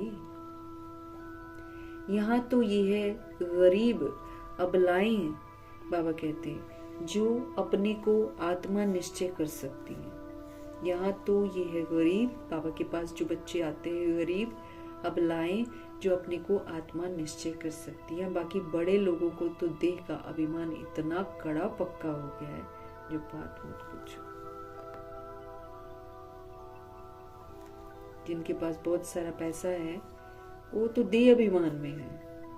वो देह अभिमान इतना कड़ा पक्का हो गया है, वो आत्मा का पाठ पक्का कर ही नहीं पाते, अपने आप को आत्मा निश्चय नहीं कर पाते। बार बार उनके अंदर में देह का अभिमान रहेगा, मैं सो एंड सो हूँ, मैं सो एंड सो। बड़ा कड़ा पक्का हो गया है देह अभिमान उनको, जिनके पास पैसा होता है। जो गरीब होते हैं वो फिर भी भगवान के साथ, माना लोअर मिडिल क्लास कह लो ना, ये बिल्कुल गरीब तो इकट्ठा करने में रहते हैं। वो तो कहीं से 2 4 5 जहां से मिला इकट्ठा करो, वो उस विधि से अमीर बन जाते हैं। यहाँ तक कि इतने अमीर बन जाते हैं कि वो कई जगह पर मंदिर बनते हैं तो वो डोनेट करने लायक भी बन जाते हैं। जो लोअर मिडिल क्लास है वो भले नहीं कर पाएगा क्योंकि उसके पास होता ही नहीं है, हैंड टू माउथ होते कई लोग तो, लेकिन वो जो होते हैं ना गरीब, वो तो उनके पास बहुत जमा हो जाते हैं। लोअर मिडिल क्लास थोड़ा दिक्कत में आ जाते हैं। ऐसी आत्माएं जो दिक्कत वाली है ना, यही भगवान से ज्यादा जुड़ती हैं। जो अबलाएं हैं ना, जो बांधेलियां हैं, ये सब भगवान से ज्यादा जुड़ते हैं और अपने आप को आत्मा भी निश्चय कर लेते हैं। जिनके पास पैसा होता है उनको पैसे का नशा इतना होता है, देह अभिमान उस पर इतना होता है कि वो नहीं बनते, आत्मा वाला पाठ उनमें पक्का नहीं होता है। बाबा बार बार हमको समझाते हैं, तुम कौन हो, तुम राज ऋषि हो, स्वमान देते हैं। तुम राजा भी हो, तुम ऋषि भी हो, तुम कर्म इंद्रियों का राजा हो, स्व के राजा हो और फिर तुम तपस्वी भी हो। तुम राज ऋषि हो। ऋषि क्या करते हैं? ऋषि हमेशा तपस्या ही करते हैं। वो तो ब्रह्म को, तत्व को याद करते हैं, या कोई काली आदि को भी याद करते होंगे। बहुत सन्यासी भी हैं जो काली की पूजा करते हैं, माँ काली कहकर पुकारते हैं। बाप कहते हैं इस समय सब के सब विकारी हैं, काम चिता पर बैठ सब काले हो गए हैं, माँ बाप बच्चे सब काले हैं इस समय। है ना? बाबा क्या बोल रहे हैं? वो तो जो दुनिया वाले ऋषि हैं वो तो ब्रह्म को, तत्व को, रहने के स्थान को याद करते हैं, या कोई काली आदि को भी याद करते होंगे। बहुत सन्यासी भी हैं जो काली की पूजा करते हैं, माँ काली कहकर पुकारते। बाप कहते हैं इस समय सब के सब विकारी हैं, काम चिता पर बैठ सब काले हुए पड़े हैं। पुनर्जन्म में आके माँ बाप ले लो, बच्चे ले लो, सब काले हैं। तभी तो गर्भ जल से पैदा होते हैं।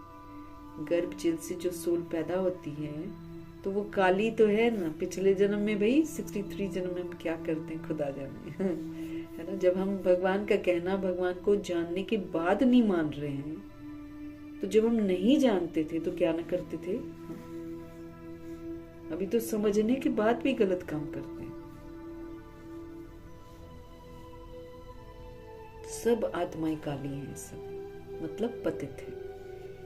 ये बेहद की बात है। बाहर से गोरे चिट्टे होंगे लेकिन सोल तो गंदी हो गई है ना। सतयुग में काले होते नहीं है, सब वहां पर गोरे होते हैं, मतलब सब पवित्र होते हैं। फिर कभी सांवरे बनते हैं द्वापर युग में। ये तुम बच्चों को बाप ने समझाया है। थोड़ा थोड़ा पतित होते होते अंत में हम बिल्कुल ही काले हो जाते हैं। थोड़ा द्वापर युग से धीरे धीरे शुरू होते हैं, ऐसे नहीं कि तुरंत हो गया सब कुछ, नहीं। धीरे धीरे 21 जन्म लिया, उसमें गिरावट आई, फिर 42 जन्म में तो पूरी गिरावट आई।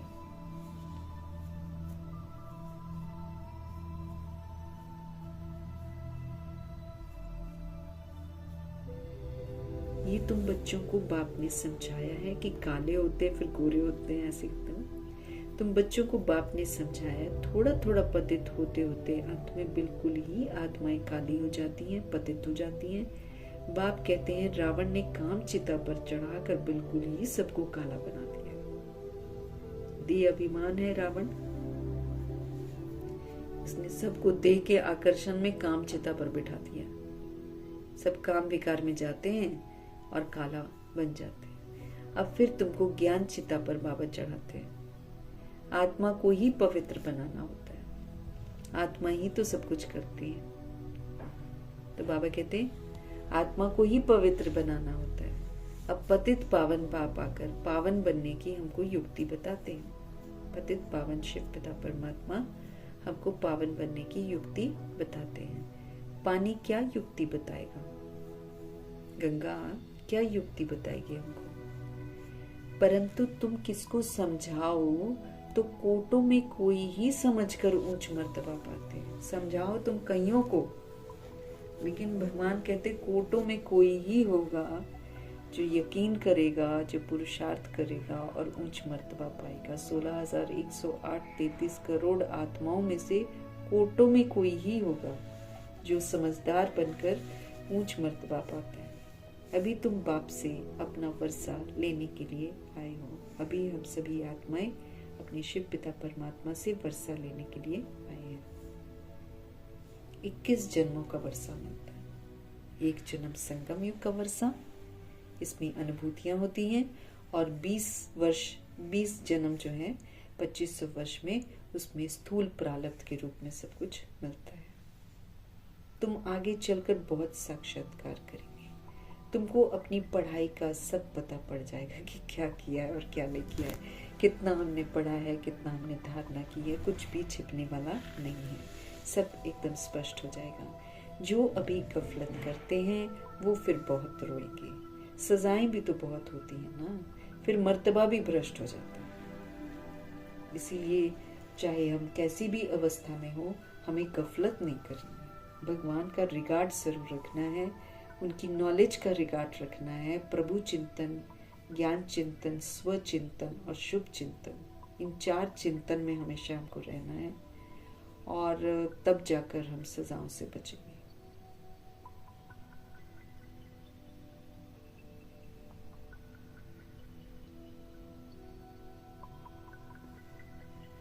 तो बाबा कह रहे हैं, जो अभी गफलत करते हैं वो फिर बहुत रोएंगे।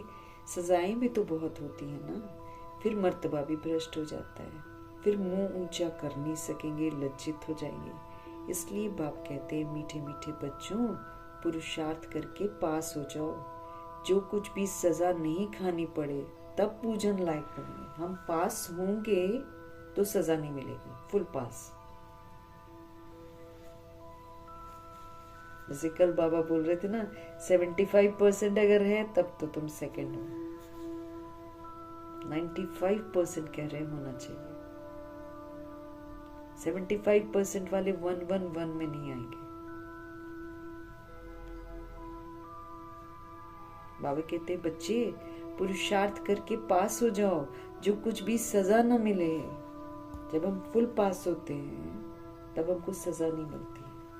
उसमें फिर बाबा कहते ना, मुसीबतें भी आएंगी, परिस्थितियां भी आएंगी, लेकिन मेरे को कैसे पार करना है सारा मुसीबत और परिस्थितियां? अचल, अडोल, शांत, स्थिर, खुश, है ना।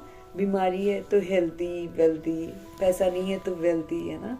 हम बाबा कैसे, बाबा के पास कुछ नहीं था, ब्रह्मा जी के पास, तो कैसे बोलते थे, रिचेस्ट इन द वर्ल्ड है।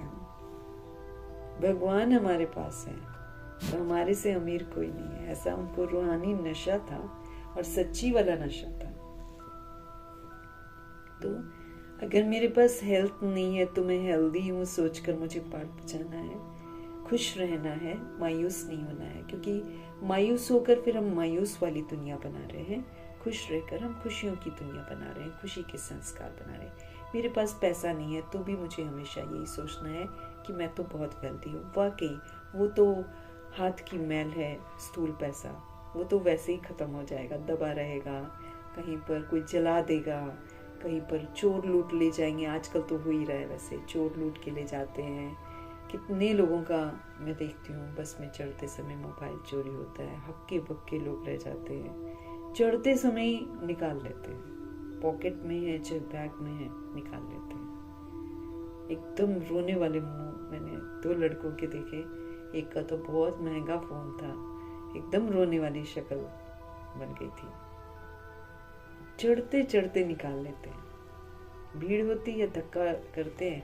ध्यान चोरी करने वाले का पहले ही रहता है कि मेरे को इसकी चोरी करनी है, इसलिए वो प्लान्ड होते हैं। लेकिन जिसकी चोरी होनी होती है उसको पता नहीं होता कि मेरी चोरी होगी, इसलिए वो निश्चिंत सा रहता है और निकल जाती हैं चीजें। तो ये तो अभी होना है, हमारा कहाँ कुछ रह जाएगा, किसी के पास कुछ रह जाएगा क्या? तो उस समय फिर कहेंगे कि यज्ञ में लगा देते, यहाँ लगा देते, कम से कम सफल हो जाता है। ऐसे सोचेंगी आत्माएं अभी आगे चलकर। तो हमारे पास पैसा नहीं है लेकिन भगवान तो है, भगवान का ज्ञान है। ज्ञान का धन सबसे महत्वपूर्ण धन है। वो तो जो करोड़ों में अपने आप को अभी मस्त कर रहे हैं और पाप कर रहे हैं, अत्याचार कर रहे हैं, करोड़पति अरबपति जो लोग, तो उनको पता ही नहीं है कि उनके पास तो कुछ भी नहीं है, कुछ भी नहीं है उनके पास। तुम करोड़ों के पर्स लेकर घूम लो, चाहे करोड़ों के जूते पहन लो, है नहीं उनके पास कुछ भी, गरीब है वो लोग। भगवान के बच्चे तो धनवान है, सच्चा धन है उनके पास, सच्चा ज्ञान है उनके पास। तो इसीलिए हेल्दी रहना है, वेल्दी रहना है, हैप्पी रहना है। भगवान जी मिले हुए हैं, इसमें दुखी होते हैं तो हम तो डिससर्विस कर रहे हैं ना। फिर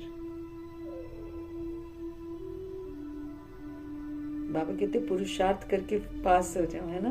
अगर हम पुरुषार्थ करके पास हो जाएंगे तो हमको सजा नहीं खानी पड़ेगी, फिर हम पूजन लायक बनेंगे। सजा खाई तो फिर थोड़ी पूजे जाएंगे, फिर तो दाग लग गया ना हम पर, तो फिर नहीं पूजे जाएंगे। तुम बच्चों को पुरुषार्थ बहुत करना चाहिए, अपनी आत्मा की ज्योति जगानी है। फिर से हमको सतोगुणी, फिर से हमको सतयुगी बनना है।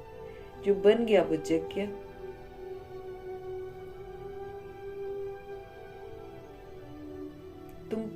तुम बच्चों को पुरुषार्थ बहुत करना चाहिए, अपनी आत्मा की ज्योति जगानी है। अभी आत्मा तमो प्रधान बनी है, उनको ही फिर सतो प्रधान बनना। आत्मा जो तमो प्रधान बन जाती है, उसी आत्मा को तो सतो प्रधान बनना। आत्मा वो तो है ही बिंदी, एक सितारा है वो, उनका और कोई नाम रख नहीं सकते हैं। बच्चों को समझाया है, उनका साक्षात्कार हुआ है। स्वामी विवेकानंद और रामकृष्ण परमहंस का बतलाते हैं ना, उन्होंने देखा कि एक ज्योति सी निकली है और उनमें समा गई है। वैसा थोड़ी होता है कि उन्हीं में समा जाए, लेकिन ज्योति निकलती हुई उन्होंने देखी है।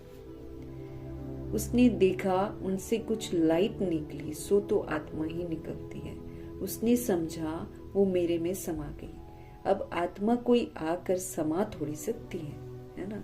वो तो जाकर दूसरा शरीर लेगी, किसी जीवित के शरीर के अंदर थोड़ी घुस जाएगी वो।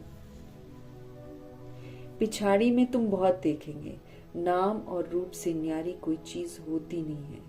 आकाश पोलार है, खुला खुला है, उनका भी नाम है आकाश। तो जब ये तो बच्चे समझते हैं कि कल्प कल्प स्थापना जो होती आई है वो तो फिर से होनी ही है। हम ब्राह्मण नंबरवार पुरुषार्थ करते रहते हैं। जो सेकंड गुजरता जाता है उसको ड्रामा ही कहा जाता है। मतलब हो गया, अब क्या कर सकते, जो हो गया सो हो गया, वो ड्रामा। सारी दुनिया का चक्र फिरता रहता है। ये 5000 वर्ष का चक्र जू मिसल फिरता रहता है, टिक टिक होती रहती है। अभी तुम मीठे मीठे बच्चों को सिर्फ बाप को ही याद करना है। अभी तुम मीठे मीठे जो बच्चे हैं ना, हमको फरमान यही है कि हमको सिर्फ बाप को ही याद करना है। मीठा मीठा बच्चा कौन है? आत्मा। आत्मा को, परमात्मा को ही याद करना है। चलते चलते, काम करते करते बाप को याद करने में ही कल्याण है। हम आ रहे हैं, हम जा रहे हैं, हम काम कर रहे हैं, हम कुछ भी कर रहे हैं, हमेशा हम बाबा की याद में रहे। बाप को याद करने में ही कल्याण है। फिर माया चमाट लगा देगी। बाबा कहते हैं अगर आप गफलत करेंगे ना, फिर माया चमाट लगा देगी। तुम हो ब्राह्मण, ब्रह्मरी मिसल कीड़े को भी आप समान ब्राह्मण बनाना है ना। माया तो अगर हम थोड़ा सा केयरलेस रहते हैं, याद नहीं करते हैं, तो फिर माया हमको अपना बना लेती है। अब हम ब्राह्मण हैं, भ्रमरी मिसल, जैसे भ्रमरी होती है वो दूसरे के कीड़े को भी लाकर अपने जैसा बना देती है, ऐसे ही भ्रमरी मिसल कीड़े को आप समान ब्राह्मण बनाना। सभी आत्माएं कीड़े बन जाते हैं, अब उनको भगवान के साथ जोड़ना है। जैसे हम जुड़े हुए हैं वैसे उनको भी जोड़ना है। तो ये भ्रमरी का एग्जाम्पल बाबा देते हैं। मतलब इंसान जो करता वही उसका यादगार रहता है। ब्राह्मणों को ही फिर देवता बनना है, इसलिए तुम्हारा ये है पुरुषोत्तम बनने के लिए संगम युग। अब हमको तो फिक्र होनी चाहिए ना, ये संगम युग तो एक हमको समय मिला है अपने आप को सजाओं से मुक्त करने का। तो ब्राह्मण बनकर कर्मयोगी फरिश्ते की सारी विशेषताओं को हमको धारण करना है और संगम युग के अंत में फरिश्ता बनना है। हम समीपता को खुद पास भी ला से। अब जैसे दादियां फरिश्ता बनकर चली गई, अब ऐसा नहीं कि संगम के एंड तक ही हम फरिश्ता बनेंगे, हम पहले भी बन सकते हैं। बाबा कहते हैं तुम हो सच्चे सच्चे ब्राह्मण। ब्राह्मण जो है ना सच्चे वाले, वही देवता बनते हैं। इसलिए तुम्हारा जो है ये समय जो चल रहा है ये पुरुषोत्तम बनने के लिए संगम युग है। यहाँ तुम आते ही हो किस लिए? सब पुरुषों में उत्तम बनने के लिए तुम यहाँ पर आते हो। हमें फिर से पुरुषोत्तम बनना है। पहले फिर ब्राह्मण जरूर बनना पड़े, तभी बन सकते हैं हम पुरुषोत्तम, तभी हमको ज्ञान समझ में आएगा। तो उसके लिए हमको पहले ब्राह्मण बनना पड़े और पवित्रता की प्रतिज्ञा करनी पड़े। ब्राह्मणों की चोटी है ना, तुम ब्राह्मणों को समझा सकते हो। बोलो, तुम ब्राह्मणों का तो कुल है ना, ब्राह्मणों की राजधानी नहीं है। तुम्हारा ये कुल किसने स्थापन किया है? तुम्हारा बड़ा कौन है? फिर तुम जब समझाएंगे ना तो बहुत खुश होंगे। ब्राह्मणों को मान देते हैं क्योंकि वो शास्त्र आदि सुनाते हैं। पहले राखी बांधने के लिए भी ब्राह्मण जाते थे, ये तो अब जा रहे हैं भाई बहन बनकर। ब्राह्मण जाते थे सबके घर में, धागा बांधते थे बस। अब देखो ब्रदर सिस्टर का त्योहार बनाकर उसको क्या क्या रूप दे दिया, ये देना है, वो देना है, उसके घर जाना है, राखी बंधवानी है, पता नहीं क्या क्या सीन्स हो गए। लेकिन बाबा अपने समय की बात बता रहे हैं ब्रह्मा जी, कि ब्रह्मा जी के समय में क्या होता था कि ब्राह्मणों का मान बहुत होता था और वो शास्त्र आदि सुनाते थे। और पहले राखी बांधने के लिए भी ब्राह्मण ही जाया करते थे। आजकल तो बच्चियां जाती हैं। तुमको तो राखी उनको बांधनी है जो पवित्रता की प्रतिज्ञा करे, है ना? तुमको तो राखी उनको बांधनी है जो पवित्रता की प्रतिज्ञा करे। प्रतिज्ञा जरूर करनी पड़े। भारत को फिर से पावन बनाने के लिए हम ये प्रतिज्ञा कर रहे हैं। भारत को फिर से पावन बनाने के लिए हम ये प्रतिज्ञा कर रहे हैं।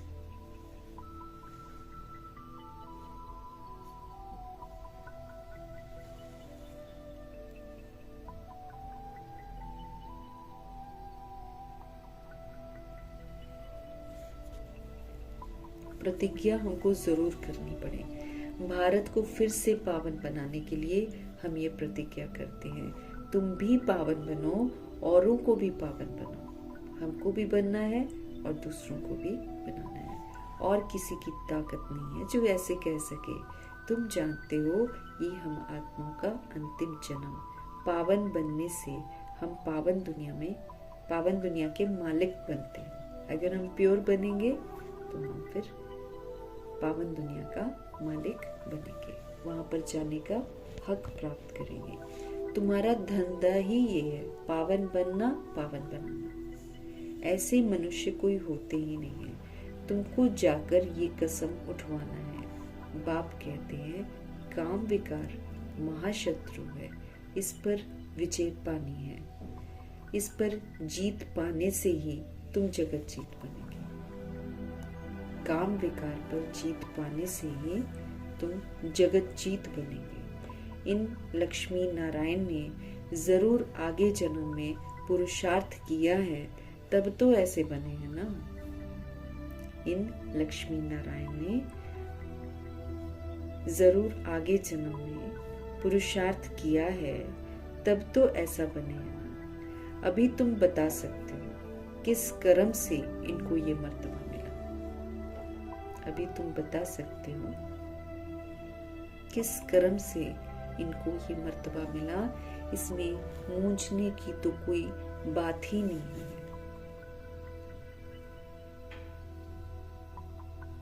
तो बाबा हमको कहते हैं काम महाशत्रु है, इस पर विजय पानी है, इस पर जीत पाने से ही फिर हम जगत जीत बनेंगे। और इन लक्ष्मी नारायण ने जरूर आगे जन्म में पुरुषार्थ किया है, तब तो ऐसे बने हैं ना। अभी तुम बता सकते हो कि किस कर्म से इनको ये मर्तबा मिला, इसमें तो कंफ्यूज होने की तो कोई बात ही नहीं है। तुमको कोई इस दीपमाला आदि की खुशी नहीं है, ये जो दिए जलाते हैं इसकी हमको खुशी नहीं है। तुमको तो खुशी है कि हम भगवान के बने हैं, उनसे हम वर्षा पाते हैं। भक्ति मार्ग में मनुष्य कितना खर्च करते हैं।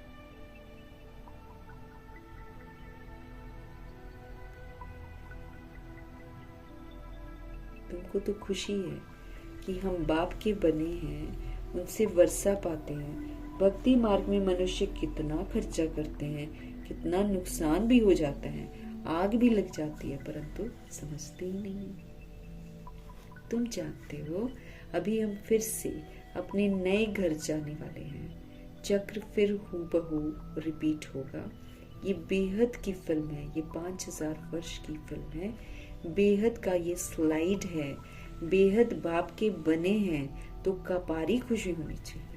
हम शिव पिता परमात्मा के बने हैं तो हमको तो बहुत खुशी होनी चाहिए। हम बाप से स्वर्ग का वर्षा जरूर लेंगे। हमको ये होना चाहिए कि हम बाप से स्वर्ग का वर्षा जरूर लेंगे। बाप कहते हैं पुरुषार्थ से जो चाहिए सो लो। हमारे शिव बाबा क्या कहते हैं, पुरुषार्थ से आपको जो भी चाहिए ना सो आप लो। पुरुषार्थ तुमको जरूर करना है। पुरुषार्थ से ही तुम ऊंच बन सकते हो।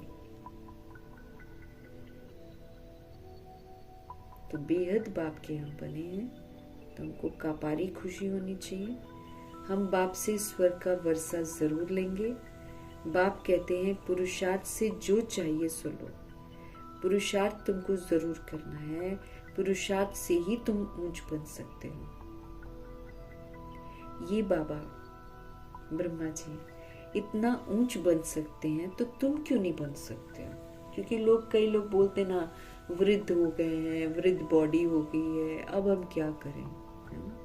कई तो 60 की बॉडी में होंगे ना, कहीं हम कहाँ करेंगे जी, अब हमारा तो हो गया, अब आप कर। क्योंकि नोशन लोगों का ये है कि बॉडी बड़ी होगी मतलब हम तो अब बस अब कुछ नहीं कर सकते। नहीं, सोल्स हैं हम। सोल का कोई एज थोड़ी होता है, सोल तो हमेशा ही यंग होती है। इसलिए देखो दादी रतन मोहिनी यूथ ग्रुप की हेड थी, एक और रुक्मणी दादी यूथ ग्रुप की। वो कभी भी अपने आप को नहीं समझते थे कि हम वृद्ध हो गए। यहाँ तो नोशन हो गया दुनिया में ना, वृद्ध हो गए हैं, अब कहाँ करेंगे, अब शरीर कहाँ चलते हैं। सोच से ही गिर जाती हैं आत्माएं। और ये भी सोच आ जाती है कि इतना का बॉडी हो गया ना तो अब तो खराब होना ही है और एक झूठा ब्लेसिंग दे देते हैं। वही देखने वाली बात है। 94 की बॉडी थी ब्रह्मा जी के और वो फरिश्तों की चाल थी उनकी। वो तो लाठी भी नहीं ली उन्होंने, कोई सपोर्ट नहीं लिया। इट डिपेंड्स कि हम कितना प्योर बनते जाते हैं, कितना हम थॉट से प्योर होते हैं, कितना हम बोल से प्योर होते हैं। तो ब्रह्मा जी थॉट, वर्ड और डीड से एकदम प्योर बन गए थे, इसलिए उनका बॉडी एंड तक खूब फर्स्ट क्लास चला है ना। तो हम सोल्स हैं। अगर हम सोल्स, हमको दुख रोग संकट आते ही तब है जब हम नेगेटिव सोचते हैं, जब हम वेस्ट सोचते हैं, जब हम दैहिक विधि से सोचते हैं, इससे लगते हैं हमको रोग। परीक्षा तो ब्रह्मा जी के साथ सबसे ज्यादा आई है, लेकिन वो हमेशा ही पवित्र रहे हैं, हमेशा पवित्र थॉट्स रखी हैं, इसीलिए ऊंचा बन गए। तो जब ब्रह्मा जी ऊंचे बन सकते हैं तो बाबा कहते तुम क्यों नहीं बन सकते हो? ब्रह्मा जी तो करके दिखाते हैं, ऐसे करो ऐसे करो। अच्छा, मीठे मीठे सिकिल दे बच्चों प्रति माता पिता बाप दादा का याद प्यार और गुड मॉर्निंग। रूहानी बाप की रूहानी बच्चों को नमस्ते। हम रूहानी बच्चों की भी रूहानी बाप को दिल से, जान से, सिख से, प्रेम से, अदब से, रिस्पेक्ट से।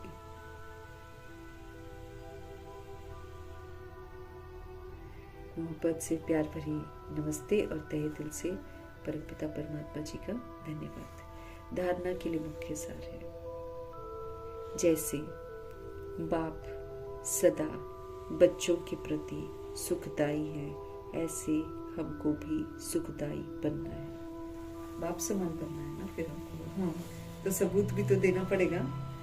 बाप समान विश्व कल्याणकारी, शुभ भावना, शुभकामनाधारी, रहम दिल, क्षमाशील, परोपकारी सब बनना पड़ेगा। तो जैसे बाप श्री पिता परमात्मा हमेशा बच्चों के प्रति सुखदाई है, ऐसे ही हमको भी सभी के प्रति सुखदाई ही बनना है। सभी को मुक्ति और जीवन मुक्ति का रास्ता बताना मतलब सुख देना, सबको सच्ची राह दिखाना मतलब सुख देना।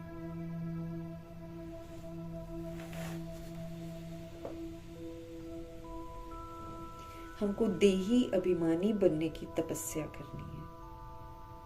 इस पुरानी छीछी दुनिया से हमको बेहद का वैरागी बनना है। हमको देही अभिमानी बनने की तपस्या करनी है। इस पुरानी छीछी दुनिया से हमको बेहद का वैरागी बनना है। ये पुरानी छीछी दुनिया है ना, इससे हमको बेहद का वैरागी बनना है।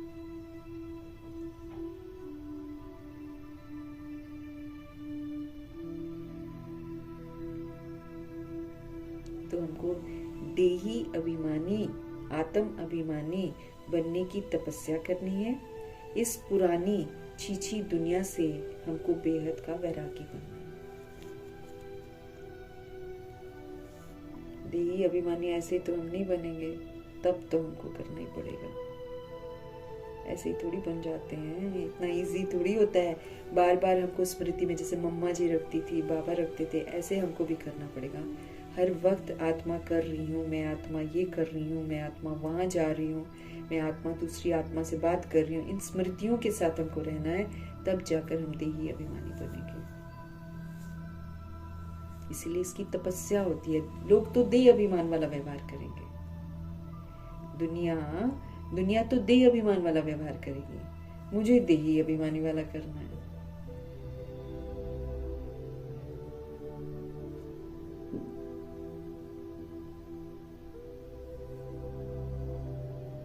तो देही अभिमानी बनने की तपस्या हमको करनी है।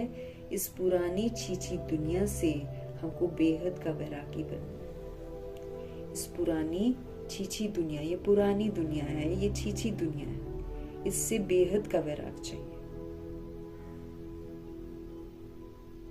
इसको जब तक देखते रहेंगे तो हम अच्छे तो बन ही नहीं सकते। छीछी दुनिया है, ये गंदी दुनिया है। वरदान, हर एक की विशेषता को स्मृति में रखते हुए फेथफुल बनकर एक मत संगठन बनाने वाले सभी के शुभ चिंतक भव। बाबा कहते हर एक की विशेषता को स्मृति में रखो, वफादार बनो, फेथफुल बनो और एक मत संगठन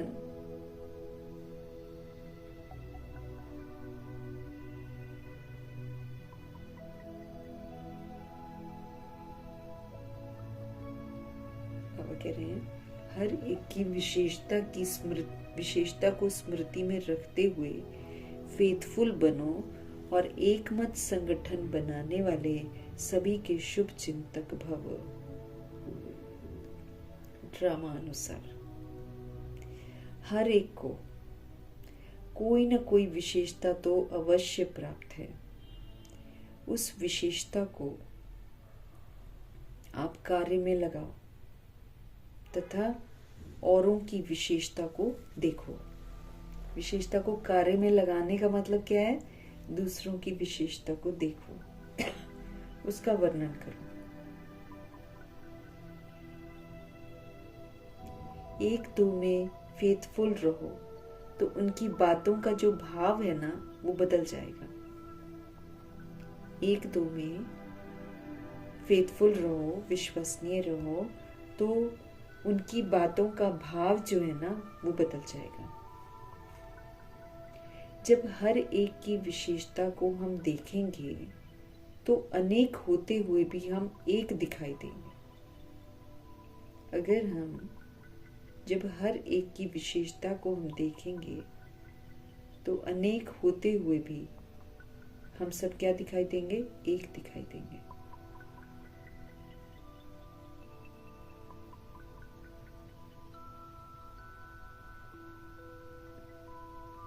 बाबा कह रहे हैं, जब हम हर एक की विशेषता को देखेंगे तो अनेक होते भी एक दिखाई देंगे। एक मत संगठन हो जाएगा। कोई किसके ग्लानि की बात सुनाए तो उसे टिका देने के बाद उसे टिका देने के बजाय सुनाने वाले का रूप परिवर्तन कर दो, तब कहेंगे शुभ चिंतक। सपोज करो कोई किसी की बुराई कर रहा है, ग्लानि कर रहा है, बदनाम कर रहा है उसको, बजाय इसके कि हम उसको सपोर्ट करें, हाँ हाँ अच्छा अच्छा ऐसा टेका देने के बजाय सुनाने वाले का रूप जो है ना वो परिवर्तन कर दो, कुछ भी चेंज कर दो टॉपिक को, तब कहेंगे शुभ चिंतक। लेकिन अगर वो किसी की गिलानी कर रहा है और मैं उस गिलानी में शामिल हो गई, तब तो मैं उसकी शुभ चिंतक नहीं हूँ, तब तो फिर मैं उसको गलत करने के लिए बढ़ावा दे रही हूँ। अब हमें समझ में आ गया है, ग्लानि करने से हम बंधनों में बंध जाते हैं, तो क्यों हम बंधन में बंधे, है ना।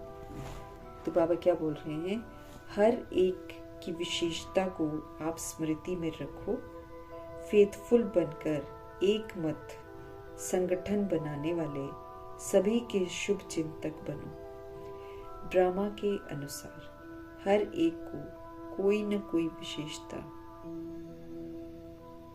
अवश्य प्राप्त है, उस विशेषता को कार्य में लगाओ। अब भगवान वरदान देते, जैसे प्रकाशमणि दादी बताती हैं कि भगवान वरदान सभी को देते हैं, भगवान स्वमान भी सभी को देते हैं। तो अगर हम चाहते हैं कि दूसरों में हम विशेषताएं देखें, तो फिर वो विशेषता के रूप में ही तो सबको देखना है ना। जैसे बाबा सतोगुणी आत्मा बोलते, तो हम सबको सतोगुणी आत्मा के रूप में देख रहे, तो मैं उसकी विशेषता को देख रही हूँ ना। तो बाबा कहते उस विशेषता को कार्य में लगाओ तथा औरों की क्या करो, विशेषता को देखो। इसको बोलते कार्य में लगाना।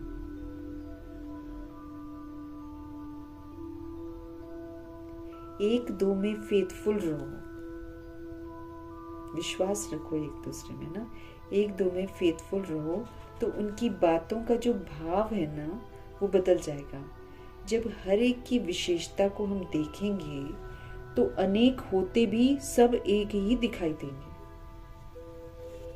जब हम हर एक की विशेषता को देखेंगे तो होंगे सब अनेक, लेकिन हमको एक ही दिखाई देगा। एक मत संगठन सारा हो जाएगा। कोई किसकी गिलानी की बात अगर आपको सुनाता भी है तो आप उसको सपोर्ट नहीं करो, सपोर्ट करने के बजाय सुनाने वाले का रूप ही परिवर्तन कर दो, तब कहेंगे शुभ चिंतक है। तब क्या कहेंगे, शुभ चिंतक है ये। जब हम उसको उस चीज से बंद करवा के उसके टॉपिक को चेंज कर दें। स्लोगन, श्रेष्ठ संकल्प का खजाना ही श्रेष्ठ प्रारब्ध व ब्राह्मण जीवन का आधार है। जब हम श्रेष्ठ संकल्प करते हैं तो ये खजाना है, इसी से हमारी श्रेष्ठ प्रारब्ध बनती है और यही ब्राह्मण जीवन का आधार है। हम श्रेष्ठ संकल्प करेंगे अपने लिए, सबके लिए, मेरी श्रेष्ठ प्रारब्ध बनती है। यही ब्राह्मण जीवन का आधार है। अव्यक्त इशारे, अशरीरी व विदेही स्थिति का अभ्यास बढ़ाओ। अगर सेकंड में विदेही बनने का अभ्यास हमको नहीं होगा तो लास्ट घड़ी भी कैसी होगी, युद्ध में जाएगी। और जिस बात में हम कमजोर होंगे ना, चाहे स्वभाव में कमजोर होंगे, चाहे संबंध में आने में कमजोर होंगे, चाहे संकल्प शक्ति में कमजोर होंगे, चाहे वृत्ति में कमजोर होंगे, चाहे वायुमंडल के प्रभाव में कमजोर होंगे, जिस भी बात में कमजोर होंगे ना, उसी रूप में जानबूझकर भी माया जो है ना, लास्ट पेपर तो हमारा लेगी ही लेगी। इसलिए विदेही बनने का अभ्यास तो हमको बहुत जरूरी करना है। अशरीरी विदेही स्थिति का अभ्यास बढ़ाओ। मैं आत्मा अशरीरी हूँ, विदेही हूँ, करावन हार बन करके कर्म इंद्रियों से श्रीमत प्रमाण कार्य कराओ। अगर सेकंड में विदेही बनने का अभ्यास हमको नहीं होगा तो बाबा कहते फिर लास्ट घड़ी आपकी युद्ध में चली जाएगी।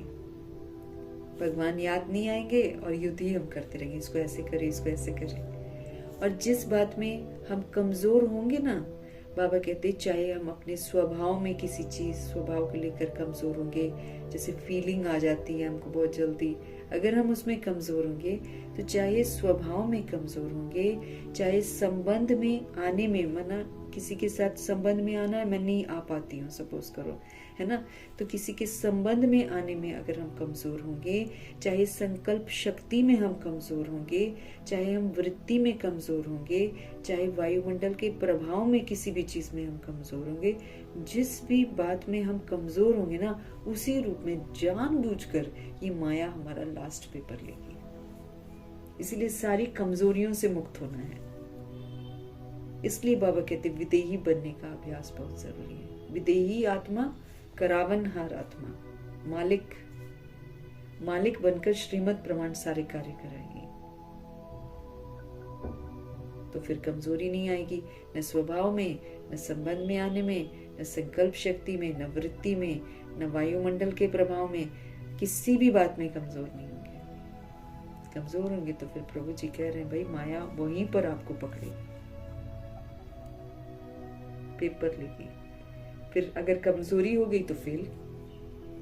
हमको तो शक्तिशाली बना रहे हैं ना भगवान, कमजोरी होगी तो हम फेल हैं।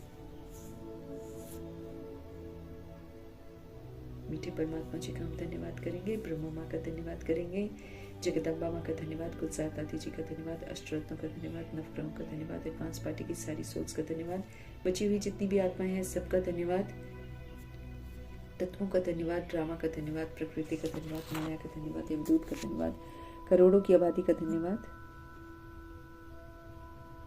साधनों का धन्यवाद, साधन बनाने वालों का धन्यवाद, साथ में रहने वाली सोल्स का धन्यवाद, सहयोगी आत्मा का धन्यवाद, अविनाशी खजानों का धन्यवाद, समय का धन्यवाद, शरीर रूपी इंस्ट्रूमेंट का धन्यवाद, पूरे यूनिवर्स का धन्यवाद, आप सभी सोल्स का धन्यवाद, सृष्टि की मेहमान नवाजी का तहे दिल से हम धन्यवाद करेंगे। धन्यवाद करते हुए ओम शांति।